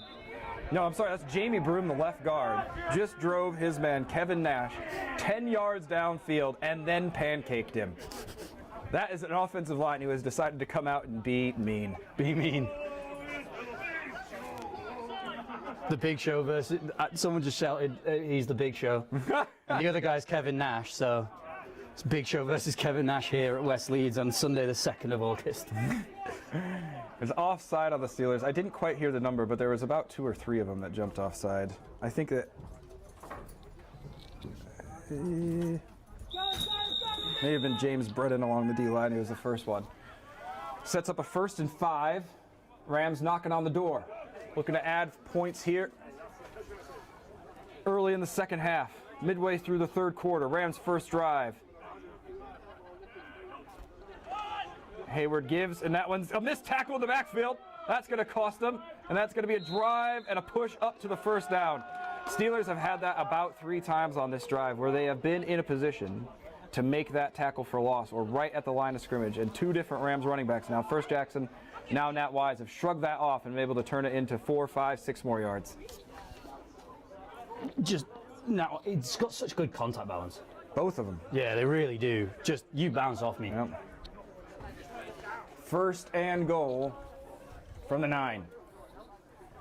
Rams really want this one. They've been trying to earn this on offense. This is their first drive of the day that's been prolonged.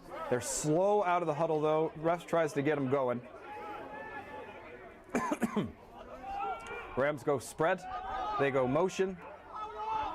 Oh, and it's a fumbled snap. Hayward just has to eat that one up. That was fortunate. I think they were trying to rush there before the snap. I think it might have been a speed option out of that as well, so we needed to make sure he had the hands strong on that ball. Wise checks out. Jackson back in at running back.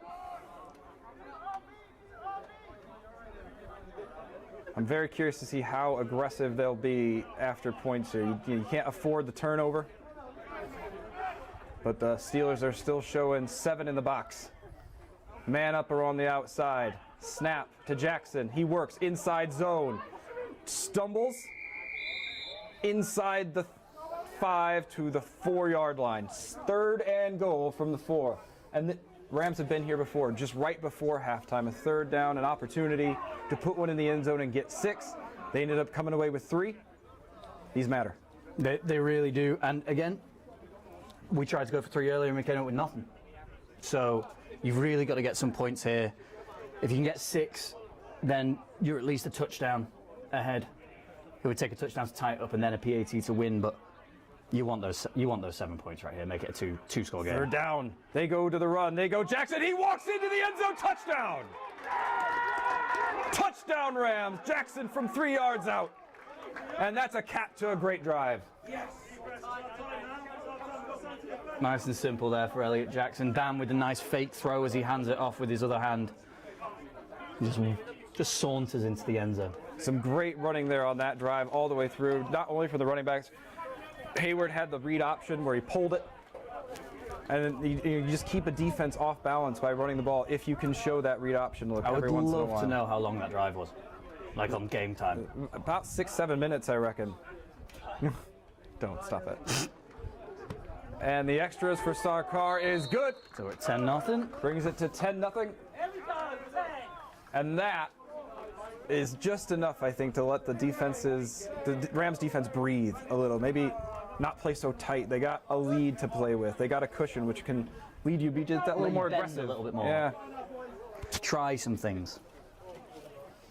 Got to give it to the Rams offense. They're coming out of halftime and absolutely did what they had to do. Got a stop and then a score.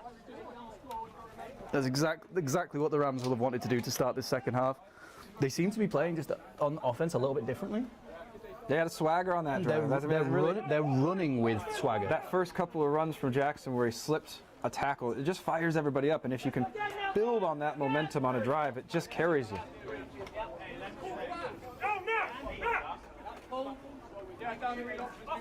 10-0 to the Rams, leading in this playoff game against the Black Country Steelers. Their offense may be a sleeping giant, though.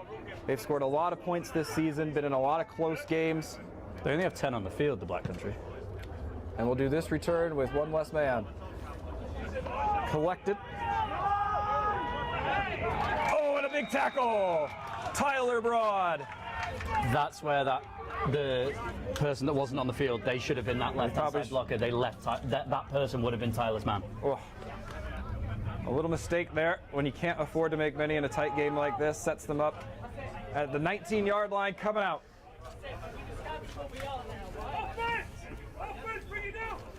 See, if I was Trish and I was a bit more aware there, I would have noticed that there was no one on that right beside him. They did drop somebody back late as well. There was kind of this space in the middle. There should have been 5 at the front. There was 4. There was 3, and then 3, and then more math. Yeah. There's a 3 and a 4 and other numbers.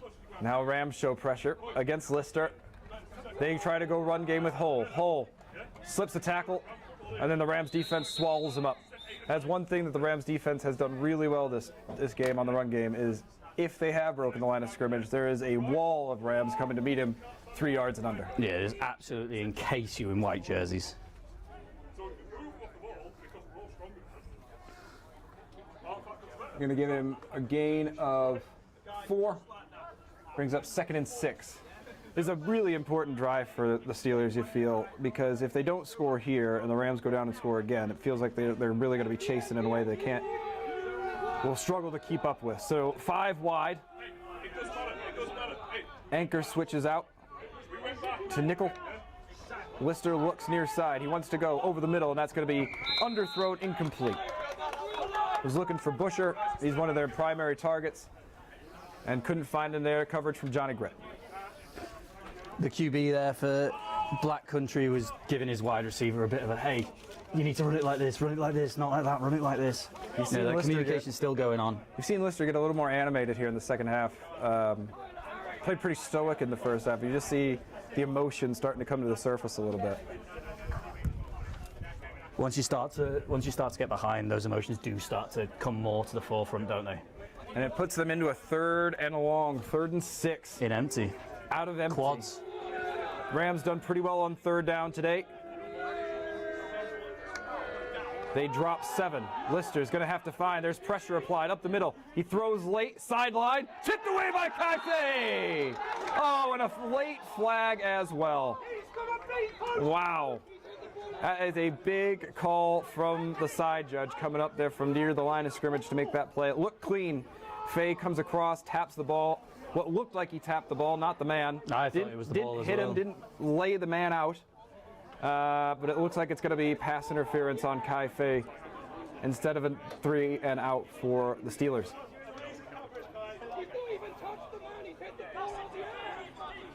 That is, I have seen people get tackled and not seen pass interference calls called before. I will say that might be not the pass interference call that I would agree with. in the nicest way It's possible. just, I'm not saying he wasn't interfered with, I'm just saying it's light. The thing is, what you're Like- asking for with BAFTA refs, and I think everyone says this, is what you're asking for is consistency. If you're going to call things like that all the time. Yeah. If you're not going to call big hits after the whistle, then don't call big hits after the whistle. You can't, especially when you get the same group of referees most games like we do, you're trying to work out how they ref. And you can't, because it's different every game. 1st and 10 for Black Country off the penalty. Now Lister fakes a throw, ducks his feet, gets out for a gain of 6 on the scramble, out near midfield. Good play there. They looked for what looked like a little RPO, a slant off the run fake, and then when he couldn't get that off, he doesn't set his feet all the time before he throws, so it's sort of difficult to tell when he's going to release the ball. He like jumped on that one. Yeah, and you do that sometimes off RPOs, but I think he also didn't really have a choice, as I saw number 78 was about 20 yards downfield, so he didn't have a choice but to tuck it and run. He couldn't throw it at that point.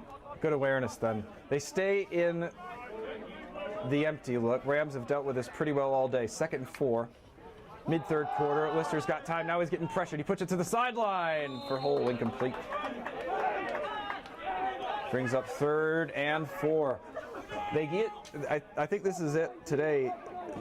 They haven't had a lot of big plays, Black Country. They've had to earn, they've had a lot of 3rd downs, haven't they? You know, a lot of these 3rd and 4s, 3rd and 5s, 3rds and 6s. Right, 3rd and medium, right in the middle. And it's hard to do that consistently. really not is. a lot of big success on 1st down and 2nd down where you're not getting to this position.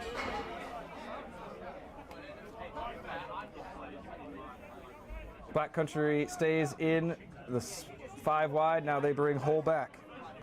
Josh Hull's had a decent day at running back. They're trying to get the ball to him a lot of different ways. See what they do here. They shovel out into the flat.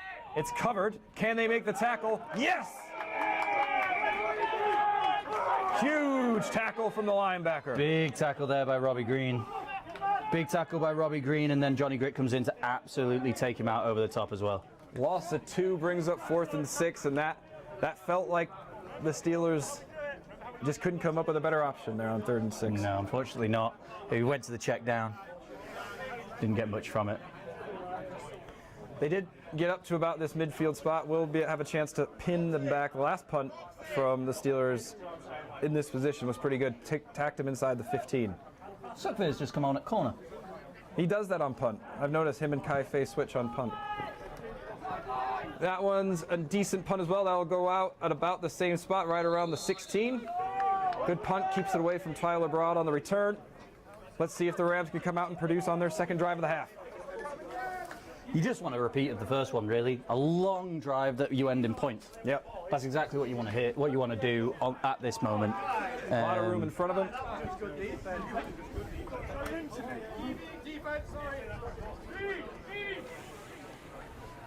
Interesting to see how Black Country adjusts, because it's not like they played terrible defense. Like, schematically, they were in the right places to make the tackles. They just didn't. So Yeah. there's not a lot to change. You just need to tackle better on this drive. Just as you're in the right spots at the right times. You're in the place. You just got to do the thing. Rams come out in the stack that will spread out the D-backs. 4 in coverage, 7 in the box.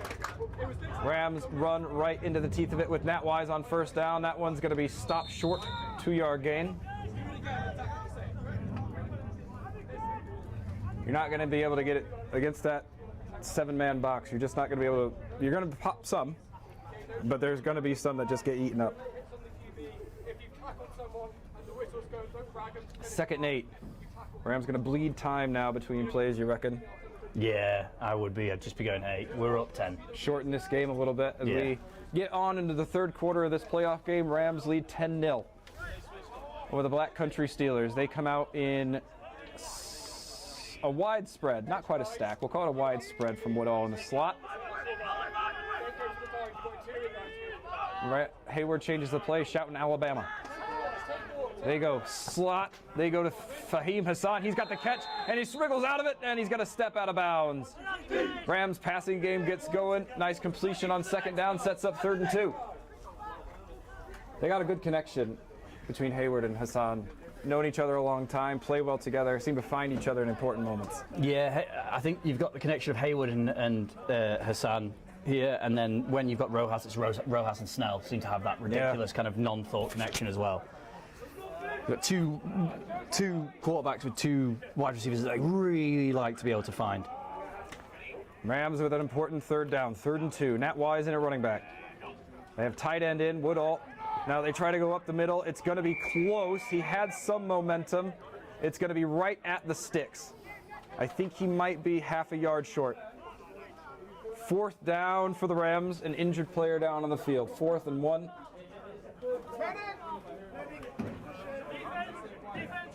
Ooh, I don't know here. I probably punt this. I think I play the game. You got your 10-0 lead. If it was 3, maybe. But I think you got to punt this one away. Yeah, I would agree. I think you just get rid of the ball, give yourself some good field position to deal with as a defense. Try and get it right in the corner. Knowing Dan, this is kind of the perfect distance for him to get it coffin corner punt. Yeah, he's got a lot of room in front of him. Can let it roll. And this Rams defense has shown up again. So we'll try to see if we can get you an update on the other playoff game going on right now. There's 2 teams that got byes, so the 2 teams that win this weekend will go on to play the 2 teams that got byes. It'll be seeded, so it'll kind of depend on who wins. But ahead of the Rams, who won? It was the Leicester Panthers got a bye as well, and Newcastle. So it'll depend on seedings and who wins here today on who will be their next opponent. But it'll either be Leicester out of the Midlands or another contest against the Newcastle Vikings, who the Rams have struggled to get over the hump with this season, lost to them both times in the regular season. But a playoff win can build a lot of confidence for a team. It really can. I mean, if you start your playoffs off well, you have that momentum going in. Sometimes the issue is when you get that bye, you're not fresh. You're fresh, but you're not sharp. You're not sharp. So there's really, for me personally. Oh, they gave him the they gave him the first down. Hey, wow, I didn't see that with the injury. So the Rams come out 1st and 10. Get to continue the drive. Hassan calls out the blitz. They run middle with Wise. He can't break through. It looked like there was a little wiggle room, but he's eaten up after a gain of 1. 2nd and 9. Sorry, what were we saying before about Newcastle? No, we were saying about playoffs, and I was saying, if you've got a bye, that's great. You get that extra week of rest. But for me, I'd rather have that extra game. Yep. And have that run in. Better value for money. Yeah, you get to play more football. A couple extra games of football, especially when Baffa dues and subs are so high. And B, you've then gone game into game, and you've kept that momentum following through the end of the season into the playoffs, whereas if you have a bye week, you're just watching everyone else play.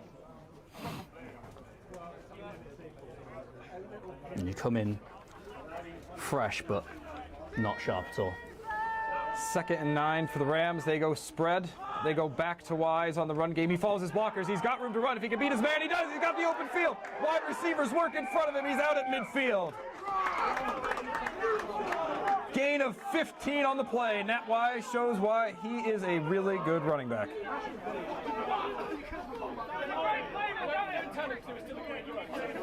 What a run. He was strong, man. He had the wide receivers working out in front of him. He could hear head coach Dorian Divek saying, "Cut inside," because those wide receivers were working hard. Wise takes his 15-yard gain and moves on for 1st down. That was great. Great blocking from the inside. Guard pulled from the backside. I think it was Owen Byrne who led him through. Wise was able to shake off a tackle from the middle linebacker and break out into the open field. 1st down for the Rams as they build momentum. I tell you what, 42 looks offside to me. He looks offside to me if too. If the refs don't call that, I will be very zoomed surprised. in on it. Wow, they don't call offside. Instead, they go to the pass. Snell incomplete. And Rams call for pass interference on that play. That was offside, right? Yeah. Miles offside. Ooh, Hayward takes a lick. Slow to get up. He got hit hard on the play. And without Michael Rojas here, I'm not sure who would step in at quarterback if Hayward went down.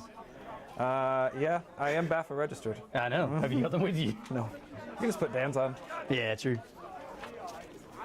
There was When I was doing offensive coordinator for the Rams, we had a playoff game away at Glasgow. Similar situation. I wasn't playing, but I was registered just in case. And Dan got hurt in the fourth quarter, and we ran power 13 straight times to end the game because I didn't want to throw. I remember because I was the one running around collecting your kit for you and putting it on you so you could still play cool. Second You know, they're 10 going, for the Rams. run this. I'm like, pads on your head, put your arms up, socks on, point your toes. They go back to the counter. Jackson trying to find space. Can't quite get away. Good play there from Black Country to limit the damage. Now brings up a long third down. And I think they almost had to run there because Hayward was slow to get up. He was feeling it there. 3rd and 12. Following the good run from Nat Wise, they got them up to midfield. But, you know, from the Rams' perspective, now that you have the 10-0 lead, as long as you get the ball, get a couple of first downs, get up to midfield and punt down, you can just keep pushing them down there. Black Country hasn't shown that they can get into your half of the field if you pin them deep. Yet. Long third down here for the Rams. I expect them to stay pretty conservative. They show blitz. They back off. Hayward wants to go deep. He's got Snell working. He's in and out of the hands. He got separation. And he got separation and couldn't come up with a play. And Snell goes down hard. That would be a really tough injury to lose as well. I was talking to, in the first half, I was talking to Ibby after he made that catch down the far side, and he hit the ground. He said it really hurts coming down on the ground today, and it looks like Snell may have gotten the wind knocked out of him there. So, 4th down, good throw by Hayward, led his man, gave Snell a chance, and couldn't bring it down. You can see now one of Snell's legs is being lifted in the air. It might be a cramp. Might be crap. I mean, the cornerback instantly was like, hey, we need someone on here. So he must have had some kind of reaction. Looks like cramp with Eden stretching him out, but I mean, it looked like PI to me.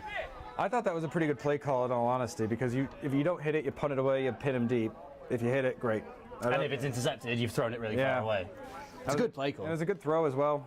Take your chances when you have them. Snell definitely had a chance at that ball.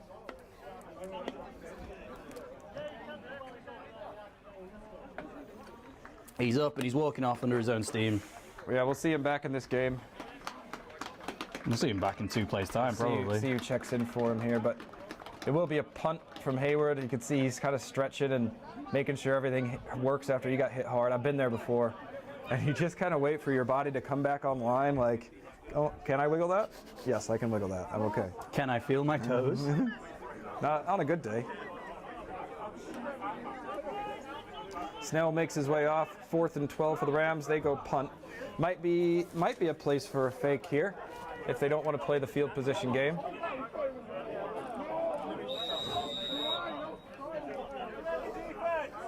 But Black Country is showing a lot of pressure around that line. Only one quarterback on each of the returners, 2 back to receive. Hayward got time, really high punt, well done, collected, and he's got Broad on top of him, shakes it, and he only gets about 1 or 2 more.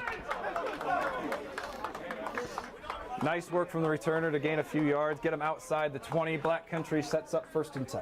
I don't know if you saw it then. The cornerback that was trying to jam Tyler Broad got put on his arse by Tyler Broad and then kicked him as he was going over the top, just kicked out his foot and booted Tyler. Ridiculous. To be fair, I'd probably try illegal things too to stop him. I mean, if you're not caught, then that's the thing, but don't kick someone. He's really good. Who are you, a 4-year-old? Why are you kicking people? Grow up. Freddie. Getting loose on the Rams stream. And isn't it like when you kick people?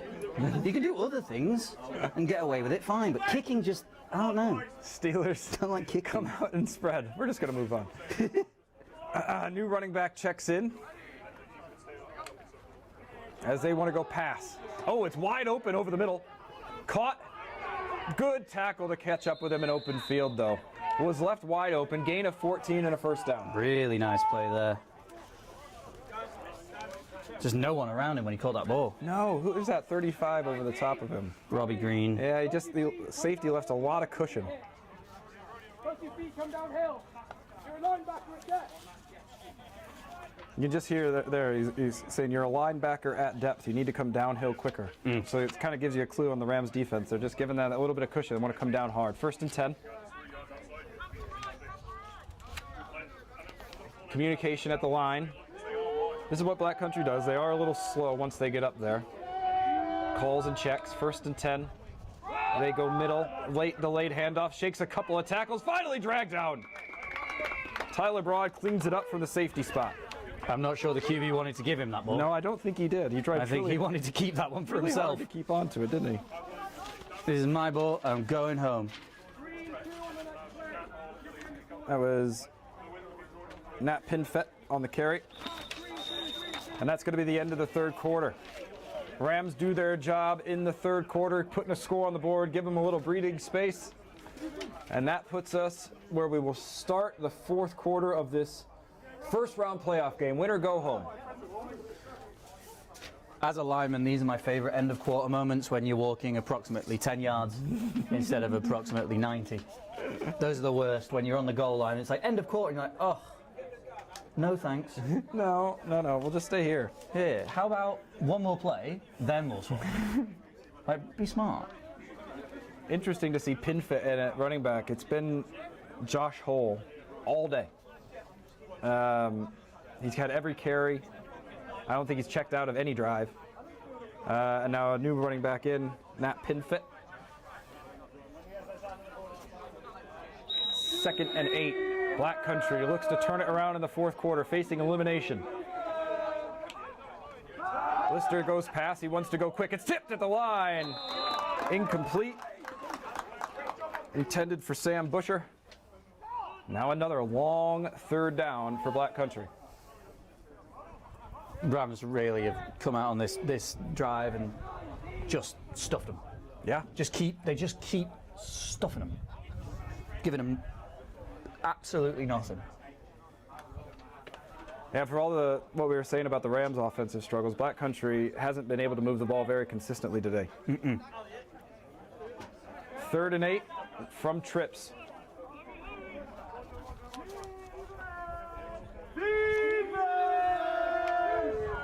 They go pass. Lister on the move. He has to dump off the Pinfett. Caught and stopped before the line. Nat Derrick playing terrific defense. Stops him 3 yards short. Brings up the 4th down. Might see Black Country go for it here. I think you've got to, at this point, down 10, 4th and short, you've got to go for it, I would think. 4th and 4. Doesn't look like it. Looks like they're punting. No, they're going to punt. They're going to play the punt game. I mean, I guess we're only just into the 4th quarter, aren't we, really? You think there's probably 2 possessions left per team. As long as they're long ones. Yeah. But, We've literally just gone into the 4th, haven't we? Yeah, but you'd say 4 possessions of 4 minutes each. Yeah, true. Yeah. Short punt, pooch punt. That's not going to do much for field position. That is a wasted opportunity on the punt to punt them deep when they've done better before. Ball goes out at about the 25, between the 20 and the 25. We'll see where they mark it. And now the Rams have a chance to finish it. This is the opportunity for the Rams offense to put this game away before it has to get late into the 4th quarter. Black Country's defense, while they've been blitzing a lot, haven't come up with massive plays consistently. Rams offenses look better in the 2nd half. Yeah, I'd say the Rams, they've obviously had a conversation at halftime and they're running with strength now. They're just running with confidence, putting the hats on a hat and just driving down the field. I think once it is a hard thing when you're an offensive line looking up at 7 in the box consistently. But once they sort of figure, okay, this is our day, they've sort of found a way to make it work. Yeah, it's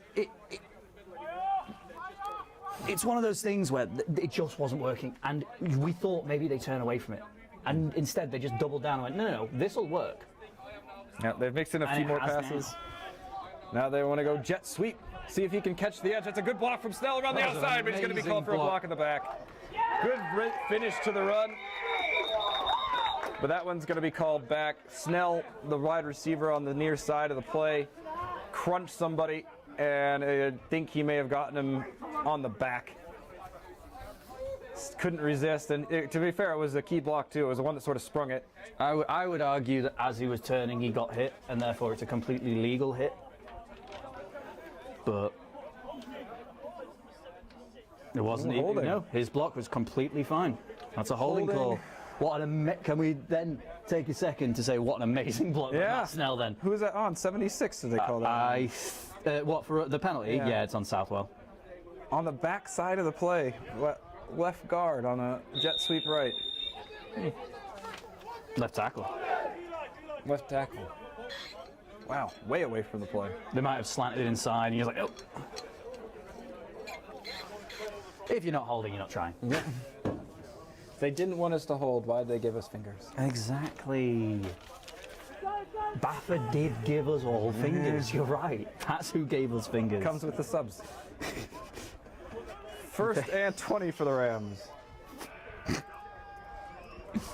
Oh, that ball's loose. Black Country says they have it. That may have been the momentum shift they wanted, and they do. Oh, I'm not exactly sure what happened there. It looked like it was maybe on the mesh. Maybe it was on the snap. It just bobbled out of Nat's hands on the handoff, I think. I think it was just a bit of a bobbled handoff across the board. Oh, that's a bummer. That's a tough one to take. Gives Black Country great field position and gives them a route back into this game if they can find points. They're going to be starting inside the red zone. 15-yard line, needing points, down 10-0. Early fourth quarter. They get the break they were looking for. The Rams defense, they're made for positions like this, for situations like this. They've been down here before, came away without points. Well, let's see what they can do here from trips. Nathan Lister looks to be the hero. He's got a man over the middle. No, incomplete. Good job from Harry Anchor there. Good coverage without holding, without getting a flag. 2nd and 10. This feels very important. You've kind of got the perfect amount of field, don't you, really, if you're the Steelers? This is where they were last time. Yeah, 15 yards you out. can go small routes, long routes, crosser routes, out route. You've kind of got everything at your disposal here, and if all goes to pot, you can kick it. Yep, you just can't go backwards. 5 wide and a near side, so look for something maybe out to the left. They put a man in motion that way. It's pin fit. They roll right. Caleb Amui on the run. Oh, that's going to be in and out of the hands of the receiver.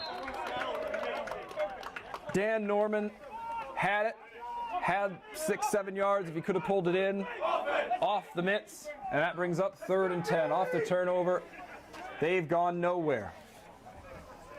Ram defense continues to provide the pressure where they can. Caleb's had himself a good ball game today. He's in and around it. He's been in good pressure.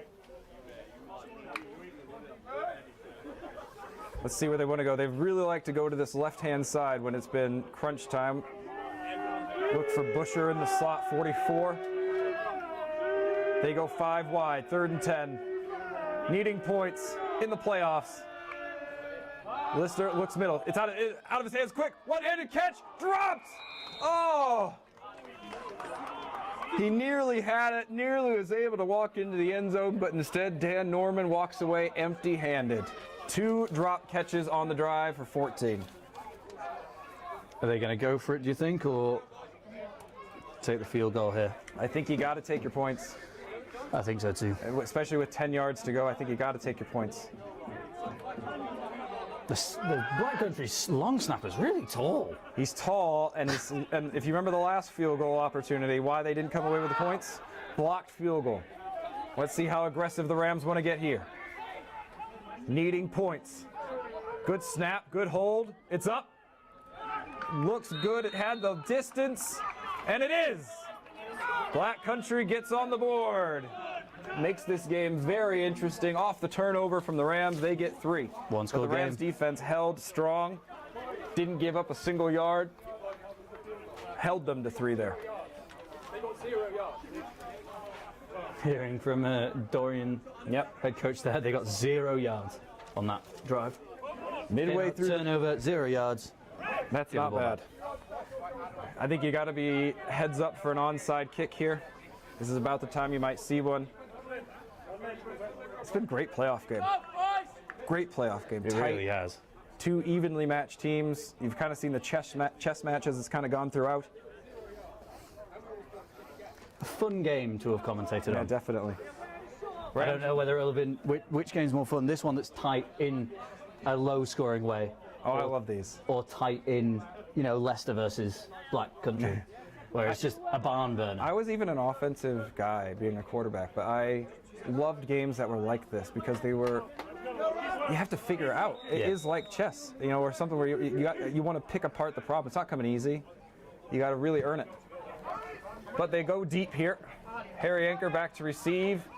Gives it to Broad on the reverse. Can he find space? He's got momentum, but he's going to be tripped up and taken down just shy of the 20-yard line. Anker gave it straight to Broad, the special teams extraordinaire. No fireworks on that one, though. And the Rams will have to earn it. They're right around where they started the last drive. That ended with the fumble. They can't afford another one. I think this is the drive where you want to melt it away. You don't even care if it ends in points necessarily. No, you're just trying to. It needs first downs and it needs some time. Yeah, get the clock running. Have the clock just run nice and slow. Getting on in the fourth quarter now, about midway through the fourth quarter. Winner go home here in the playoffs. Chance to take on either Newcastle Vikings or the Leicester Panthers in the next round.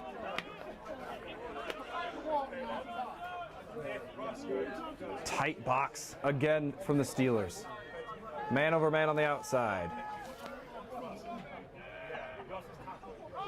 Rams start with a pass to go with the drive. Snell falls down. That means Hayward's going to have to earn it himself. He turns the corner. He's got blockers out in front. Can he go? He's got a man on his heels.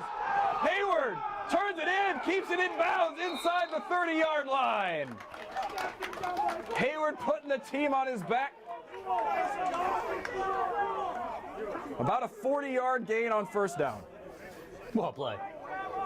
Well, it was supposed to be a pass. It was, I think, what was supposed to happen. Snell on the near side here, I think was meant to run sort of it's called a post corner, where you sort of fake the inside and come back to the outside and be available for that rollout.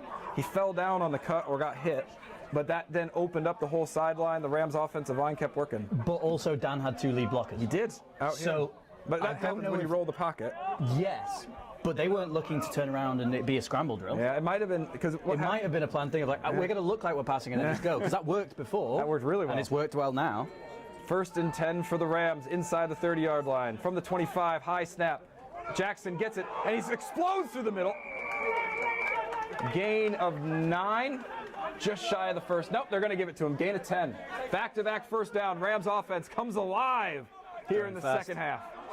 Going up speed, tempo. They're going to try to keep them on their heels instead of bleeding clock. They go to the air. Oh, it's caught. It's got to stay in his hands. He fights for every bit of that. Does Ibby. And comes down with a catch. Gain of 7. Nice catch there for Ibby. And now I think you maybe want to slow it. They're going to stay. They're going to go fast tempo. Rams not bleeding clock. They want to go again. Hayward looks that way again. Stumbles. Trish Sarkar on the catch. Just shy of the goal line. Down at the 1. Troy Palomini nearly with the score then. Normally their kicker, he plays wide receiver too. He'd like to think he's a wide receiver with a kicker problem. Comes up with a big catch there. Sets up first and goal at the 1. Rams with 3 chances to put this one out of reach. Massive for the Rams. Can't afford a turnover here. They go from trips. They go up the middle. Jackson waltzes in. But there's a flag. Flag came in late. I think that was Stuart Kenny there, the umpire, who threw it early in there. Probably a hold. Or a chop block, which would be a loss of down. Yeah, the chop block would be the least thing you want, but the amount of conversation they're having seems like it could be. It's a touchdown if it's against the Black Country. It's off the board if it's against the Rams. Let's see what it is. Ooh, and it is a holding call, Dave Hewitt tells us. 55, Eden Fay inside, gets called for the hold. I feel like as a centre, it's hard to do holding. It is. You have a lot of I'm- things to do with I'm your watching hands the all at conversation with him and Eden, and he's saying that he blocked him to the floor and then pushed on top of him, and they're calling that a hold. But you don't really, this is where I get confused sometimes, because you don't need you've got your explanation now. And while you may not agree with it, it doesn't really matter if they're going to make it any more clear to you. But that's not the point of these conversations. These conversations are, hey, I don't know why what I did was wrong. I need an explanation so I don't do it again. But the issue is, a lot of the times people see that as confrontational, people see it as argumentative and won't give it an explanation, and then you get more frustrated because you're like, I don't want this penalty again, but you're not helping me. Yeah, it could be, though, that from the ref's perspective. Talk to me about it later. But you've got the rest of the game. You might make the same mistake. Either way, it pushes the Rams back to 1st and goal from the 12. Hayward to throw again. He goes over the middle, nearly picked! Oh, in and out of the hands of the defender. Oh, that was close. That was Finn Sly on the coverage. Dorian's not happy. Had the chance, and went right off his helmet, right off his pads. We're looking for Sarkar again on the quick slant inside. Stops the clock. We'll see what the Rams want to do here. Either way, they're inside field goal range. That'll feel really good. That is sort of just something in your pocket, just in case. Sarkar's done well. They go out of the stack formation. 4 receivers, very wide, spreading them out. Black country blitzes. It's a keeper from Haywood. He tries to get around the outside, darting, dragged down backside. Got quite a few yards on that one. I think that was Kobe Anoko on the tackle. And it sets up 3rd and goal from the 5. I feel like we've been in this red zone for about 2 hours. It was the run from Haywood that set this all up early in the drive. Had a 40-yard gainer down the sideline. Popped back up, found Sarkar. And now they are here. 3rd and goal. What do they pull out of the bag here? Christian Thompson, the offensive coordinator. See what he has in store. Out of spread. Matt Fox in. They get the seal. Ibby's going to look for the corner. Can he turn it? Oh, he can't turn the corner. Oh, wow. Just beaten to the edge by the defender. Great. Right on inches, I think. I think you just want to see your man lay out there, don't you? Yeah. Have Callan on the tackle. I think it's difficult when you've got the momentum going horizontally and you need to cut up, but you've got someone chasing you down. You know, if you cut, you're just going to get absolutely killed. Do it for the glory. Yeah, you got to do it for the love of the game. 4th and goal. Rams offense stays on the field. Big call here. Big call from the Rams offense. Let's see what they want to do. They're going to come out in a trips look far side. Not taking the points. They're going to go middle. They're going to go with Jackson. Stays on his feet. Touchdown! James Brennan had the opportunity. The nose tackle dove at his ankles and couldn't bring him down. Jackson seals the game for the Rams. I'm just glad that we've scored after being down here so long, and 2 scores brought back by penalties, and again. Wow. A gritty effort for the Rams on offense today. They found a way to break through in the second half, putting up 14 points. Sarkar with the kick, and it all goes a little bit haywire. I think that may have been a jump.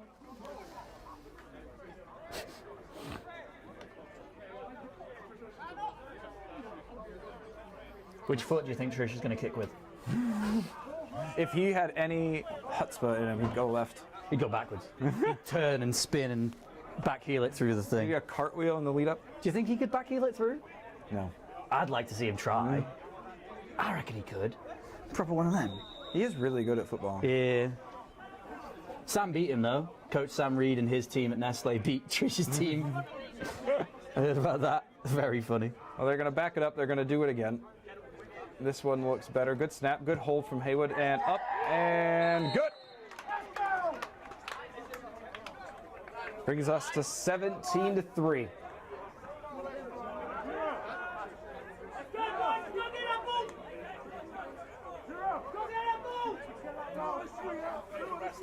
What a game. I'm a little bit exhausted by this, just being up here. It's been so tense in the second half. Everything's felt consequential. Everything's felt like it could go wrong. It could really, go right. it really has. There's been moments where you're like, ooh, like we're up in a tower, and it's less the tower, it's more the game that's making me feel a bit uneasy on my feet.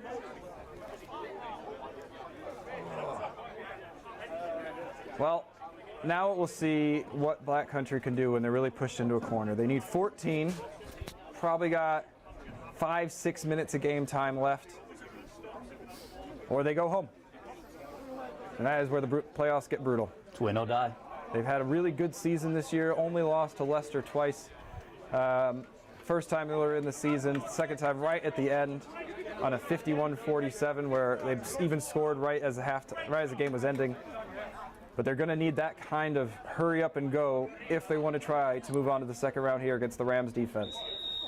Sarkar to kick. 6 up in the formation.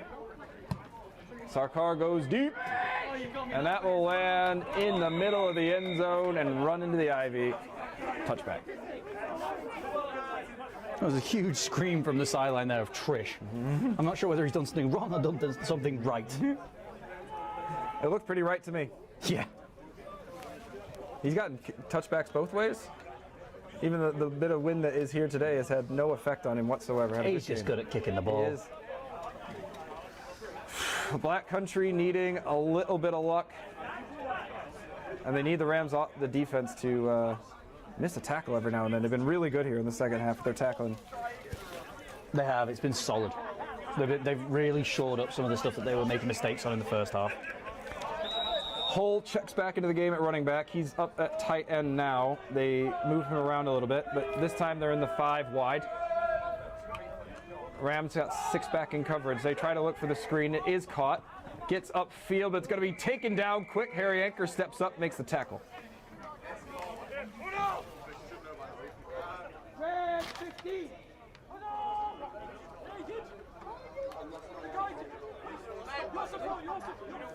That's Adam Smith on the reception. 2nd and 7. Rams up 17-3, getting on in the 4th quarter. Black Country needs to hurry up if they want to get back into this game. From trips, Lister has time. Now he scrambles to the sideline. He's got Busher. No! Broken up by Tyler Braun. He had a man just a smidge behind him, and it gave Broad just enough time to get in there and go right for the ball and make a play. 3rd and 7, right where Black Country's been many times here in the second half. No PI called on that play on the ball, though, that time. It was a good play. Yeah, it was a good play last time Tyler got the ball. Wasn't that Kai who got called? No, for? apparently not. No. Apparently they called it on Tyler. Well, big play here for Black Country. Needs some yards to give them a chance. They'll be going for it on 4th down. It's that kind of situation. They'll stay in trips. Rams looking for a playoff win. Pinning their ears back. Hole out. As receiver, they go 5 wide. Lister scrambling. He's got 2 men in his face. He has to get rid of it. And that might be an intentional grounding. I don't see any receivers over there. They may say he was out of the pocket, potentially. He was outside the pocket. 4th down.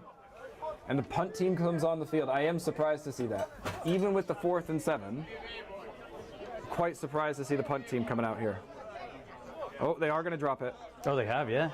They're going to say, they thought there was a discussion with Dave Hewitt whether he's in the pocket or not, and he isn't.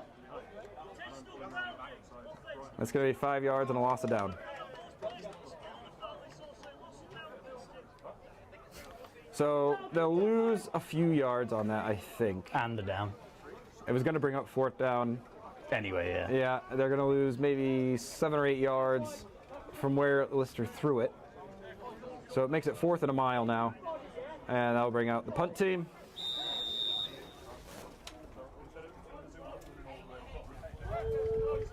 And a good stand from the Rams again. See if they want to go fake. They don't. It just goes deep. A really good punt. Anker waits. And it'll drop out of bounds at the 37-yard line. Call it the 35. And that's where the Rams take over. 1st and 10. Sorry for laughing. I was filming Spenny catching the ball on the sideline. He took it and ran. I just followed him. Fastest 2 steps in the land. Fastest 2 steps in the land. You try to race him over that. Can't do it. 1st and 10 for the Rams, looking to salt this one away. Their offense did the job on the last drive. Trying to see what the rest are talking about the time. I can't hear it, but we'll be getting on late in the 4th quarter. We haven't had 2-minute warning yet, so we know when we hear that, we've at least got a bit of time to know. 17-3 Rams trying to earn a spot into the 2nd round. Just have to bleed out the clock and stay consistent on offense. No turnovers. They did have one in their own end earlier, but Black Country came away with no points. Now they go back. Jackson's got room, follows his blocks again and gets out for 7. Oh, they're gonna give him 9 on that one.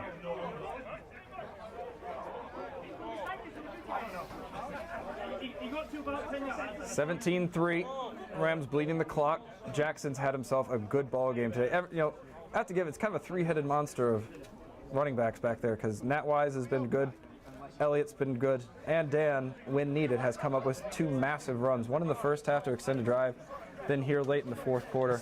It's like the Ravens from a couple years ago. A strong running back, a fast running back, and a fast quarterback. It definitely helps. Castro lines up in the slot with Hassan near him. Snell far side, Woodall in at tight end. Black Country blitzes, but they go counter. Going to try to find a way through there. Jackson with men out in front of him. Taken down after a gain of 13. To the 34-yard line. 1st down. Black Country has struggled against the run in the 2nd half. There's been holes opening up that just weren't there in the 1st half. No, yeah. I mean, you can only have such a tight defense in there, holding up those gaps for so long. Eventually, either something gives or you start to get tired. You can still be in the same gaps, but you don't want to be getting tired. 1st and 10 for the Rams. Doing exactly what they needed to. Couple 1st downs, bleeding clock, and they go to the run again. Jackson, this time, a step to the outside, turns it north-south. Gain of 6.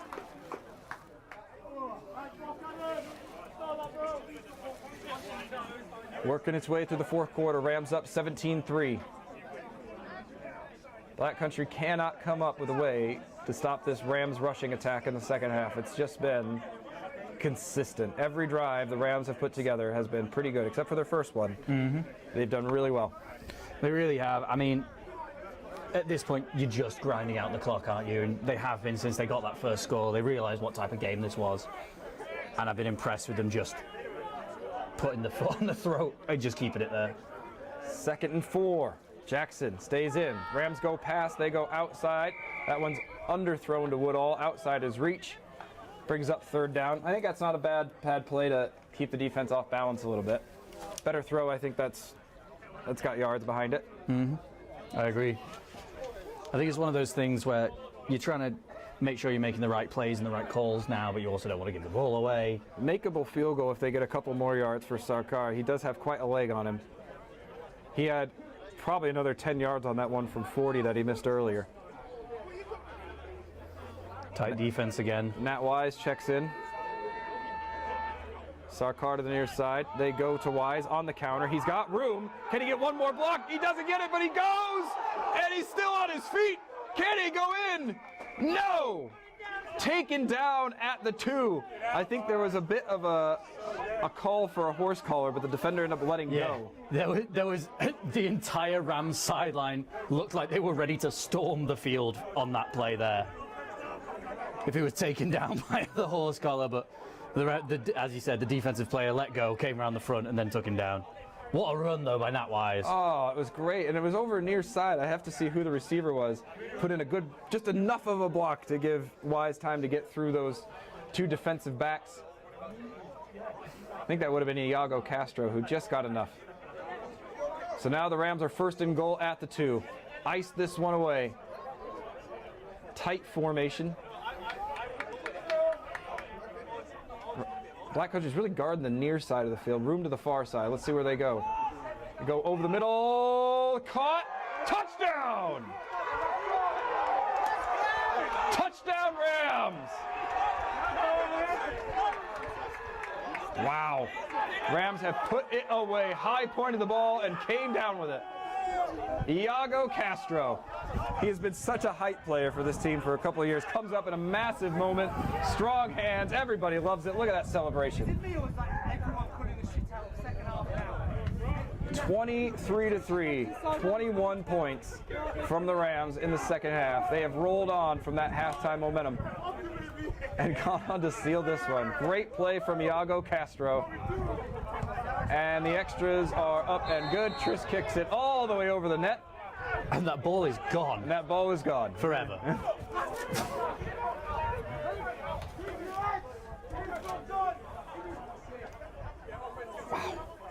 That is Rams sealing a game with their offensive line, their run game, and then capping it off with a lovely pass to the corner. And a great grab. Look at that offense. Look at this sideline now. Everybody's behind it. This is when you start to let little mistakes creep in, though. I don't think we've had the 2-minute warning yet. There's still time left.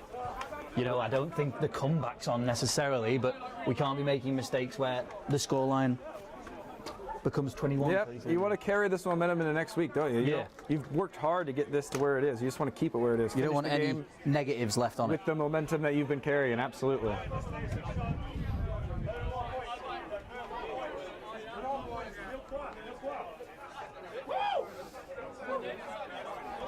Coach Sam Reed there, who's kitted up today, saying nil point, no points. That's what they're looking for today. Get that donut. What a fun game today. Way to go. Love to see the Rams do well. And also, we've got to remember Dan Hayward's first game being starting quarterback this season. He's come in relief for Rojas a couple times, but he's looked pretty darn good leading the offense today. That one's a high kick, collected, and the Rams converge. A big slide down there from somebody as they tried to make the play, but it's eaten up in the middle. Richard Robleski, one of the people there off the bottom of the pile.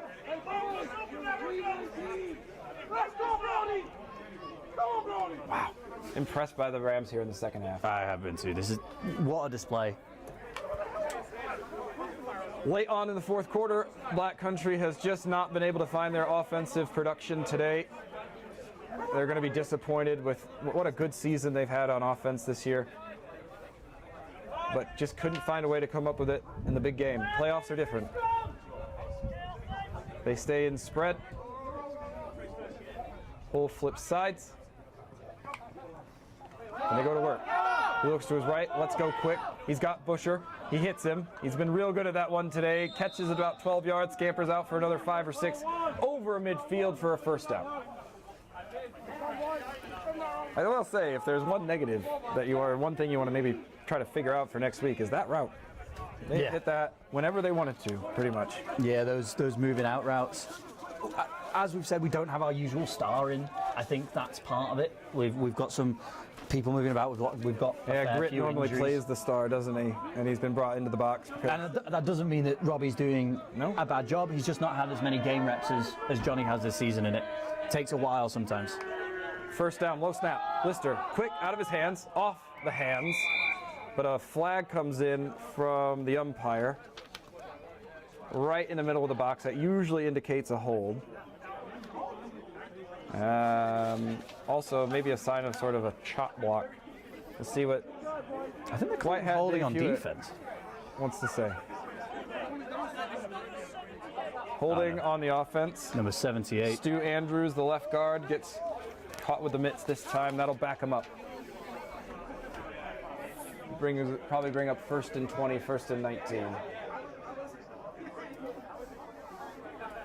Just not something you can have as an offense at this stage of the game. No, And it's really hard because those defenders, they know what you're passing. Duro checks into the game at linebacker. He's been working hard all year long, gets in some time here in the playoff game.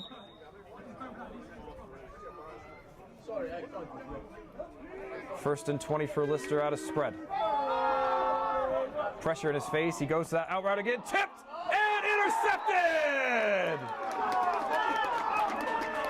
Robbie Green reads the tip from Harry Anchor, comes down with it, and they finally get their takeaway. Beautiful looking interception. Oh. Sorry, we don't have our replays available today, but I've just watched it on the float. It'll be too far on now. I've just watched it on my phone that's sat here playing the live stream. What an interception. That was amazing. Ridiculous.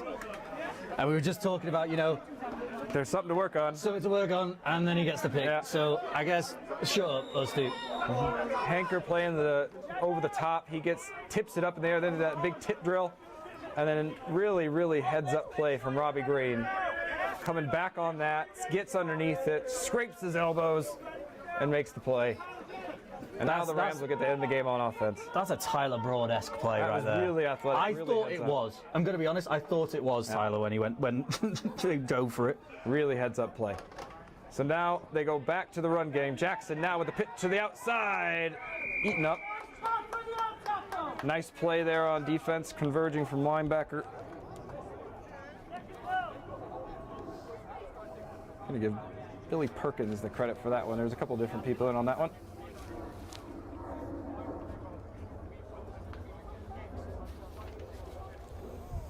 So the Rams will be back in action next week, I believe. I believe so, yeah. With the playoffs. I think it's Leicester Panthers away in Leicester. Is it definitely I believe that way? so, yeah. Brings up 2nd and 8. Hayward on the give to Jackson. Southwell leading the charge. All he has to do is follow his blockers and rumble ahead. It'll be right near a first down. Mario Adamitis, the center, makes the play on that one. Playing both ways and now down with a bit of an injury. 3rd and 1. So, with yesterday being Yorkshire Day, the Yorkshire Rams have come out and proved of the two counties that are playing today. You've got Black Country and Yorkshire. They've really come out swinging of Yorkshire, and one day after Yorkshire Day, Yorkshire are really showing why we here live in God's county. As dry as it is. As dry as it is, it's still God's county, and we're coming out with the win. It'll be Moving on. interesting. I was part of the Rams in 2017, I think it was. We had a first-round playoff game against Leicester. Obviously, it'll be much different players, much different team, but they were really good at the time. Had a couple of Americans, an American quarterback who was quite good, and we took him right down to the end. I think it was a one-score game in it. But it'll be a good trip for them next week, the Rams. I remember my first season playing adult ball at the Manchester Titans, and we played against Leicester, and at the time they were the only team doing live streams.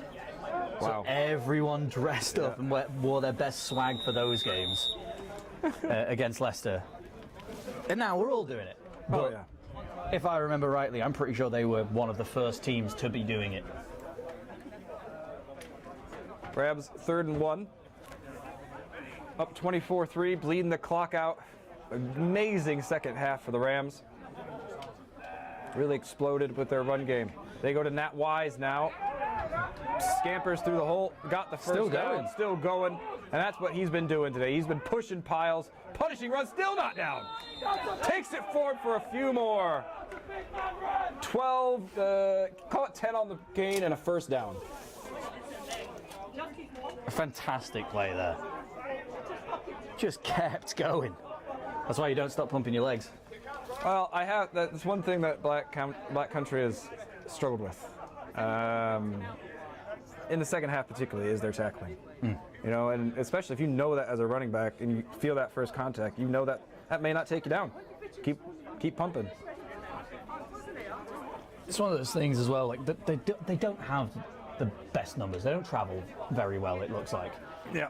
People are going to be tired. People are going to not be able to play Linemen going multiple both ways. positions. Yeah. Like, They go past. They want to go deep. They got Snell just out of his reach. the first thing that goes when you start to get tired is your tackling technique. Oh, that Snell had a chance. He was working on Iveas Accentus over there at corner. He had the height, he had the separation. Hayward had the time and just couldn't quite find the connection. I think Snell maybe just slowed down a little bit near the top of that route and then couldn't catch up to it. 2:17 left in the half. It's been going on forever, I'm going to be so honest. A lot of points. A lot of throwing. A lot of throwing, you're right. Yeah, with this amount of throwing, I'm normally used to it being running clock. Rams stay with the tight end, Matt Fox, near side, offset. Back to the run with Jackson. He's got space. He's got speed. Cuts it north-south and caps it. Elliott Jackson from 18 yards out. No, excuse me, 28 yards out. Seals this game for the Rams, up 30-3. Is that his second or third touchdown? Third touchdown, I think. Third. That's the hat trick there for Elliott Jackson. Wow, you could see that as he got through the hole, the second level just opened up, and instead of going to the sideline, he turned it right between the safeties, and nobody had a chance to catch up. Splitting the Red Sea. I will say, you know, this game now being potentially 31-3,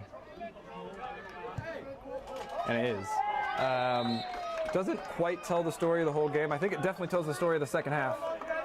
But this game was close for a good chunk of time. Yeah, it was. That first half was very low scoring, very, very, very tight. And now we've got just the Rams have just come out of that second half and just absolutely just ran over the Black Country Steelers here. 31-3. Rams with no let up as this game carries on. And a real happy sideline down here. Kickoff unit just laughing away.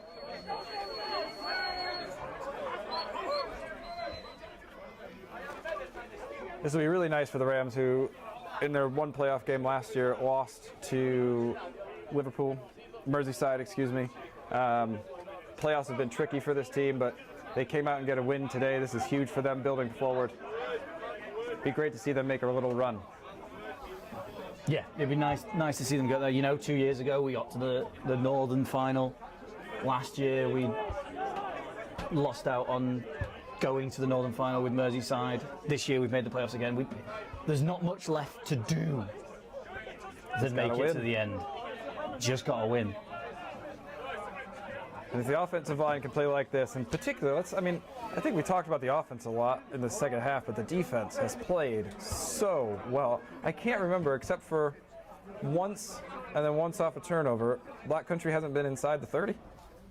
I don't think so. You know, they've gotten to around midfield several times and just haven't been able to make that big play when they needed to on the offense. I'd also like to mention about, did you say it was Cameron Mayhead?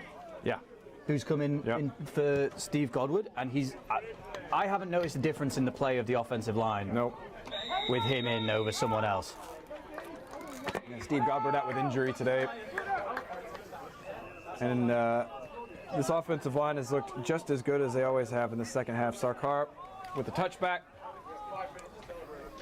Now they're going to see this one off and see if the Rams can keep this lovely day. The only 3 points they've given up is when the Rams gave the ball to the Steelers on the 15-yard line. Steelers gained no yards and then kicked a field goal. That's been it. Yeah, they needed points. At some point in there, they needed to score something, and it just never came. Steelers come out, trips, 2-minute warning imminent. 31-3 here in the fourth quarter. Rams looking to advance to the second round. They go run to Hull, finds his way around the outside, and a good step-up tackle there from Harry Anker. Puts him down hard. You got to say James Hull wore that one well. First down run, probably one of his longest runs of the day. Big pop by Harry. I do like seeing someone line someone up from about 10 yards away. Yeah. You just know. Zero You're watching it the whole time, and like that's gonna be, and there it is. That looks like it's gonna hurt, kind of thing. First and 10 for the Steelers. Late fourth quarter. It's been all Rams in the second half. Roll out. Lister looking. Now the defense converges. He's got to make a decision. Runs out of time. And stays inbounds. Clock keeps running. No gain on the play. 2nd and 10. I don't know what he was trying to do then, because he seemed to be running away, and then when someone slowed down to stop chasing him, he then also slowed down. I don't know if they're just trying to run the clock out. Well, it just means that, like, usually when you're still trying to throw the ball. Yeah. Like, if they're But he slowed didn't down, look- it means he you can. turned around and looked at the chasers. He wasn't Yeah. looking downfield. Yeah. He's had a lot of pressure to deal with in the second half, that's for sure. Yeah, I'd be looking behind me too, to be fair. Trips near side. Lister looking to put his team on the board. And he hands off hole. Near side. He's got room to work. Puts Anchor in a position. Now he's got more room. Hanker finally catches up, but not before a gain of 17 and a first down.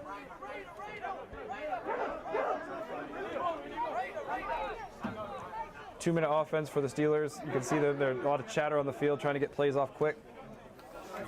Caleb Amui checks in at D-tackle. 5 wide for the Steelers on first down. They go near sideline. It's going to be picked! Anchor with room to run. Can he beat the man down the sideline? No! Shoved out by Jamal Saeed, the left tackle. Able to get there in time, but that ends the game. Who was that on the pick? It was Harry Anchor on the pick, and then after the play, Yeah. he got hit out of bounds by the QB, which is great. Good for the QB, but then he gets up in Harry's face and starts talking to him. Yeah. And It's been a tough that's day why for I've moved the Lister. camera away. I've had Yeah. executive orders. It's been a tough game for Lister. He hasn't been able to find open receivers consistently. Because the open receivers hasn't been there. I think that's really a testament to the defensive backfield of the Rams. What a play. That was... What a series of plays. For me, he made that big hit. Yeah. And then on the next play, he makes the tackle. Well, and on the then he previous gets the drive, pick. he was the one who tipped it up for the interception as well. 2 drives. I mean, it's taken the game to get here, but if I was going to pick a defensive MVP, I think at this point it's Harry Anchor. Yeah, he's played really, really well. Not much time left in this one.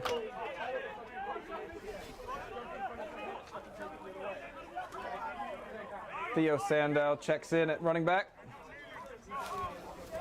Try to see this one out. But it's just going to be a kneel, as Dan Hayward just wants to see this one out. Takes away from some of his rushing stats on the day when he takes a loss of 6, but I don't think he'll be too concerned. Yeah, that's a really annoying thing as a QB. Don't I know it? My few rushing yards that I got.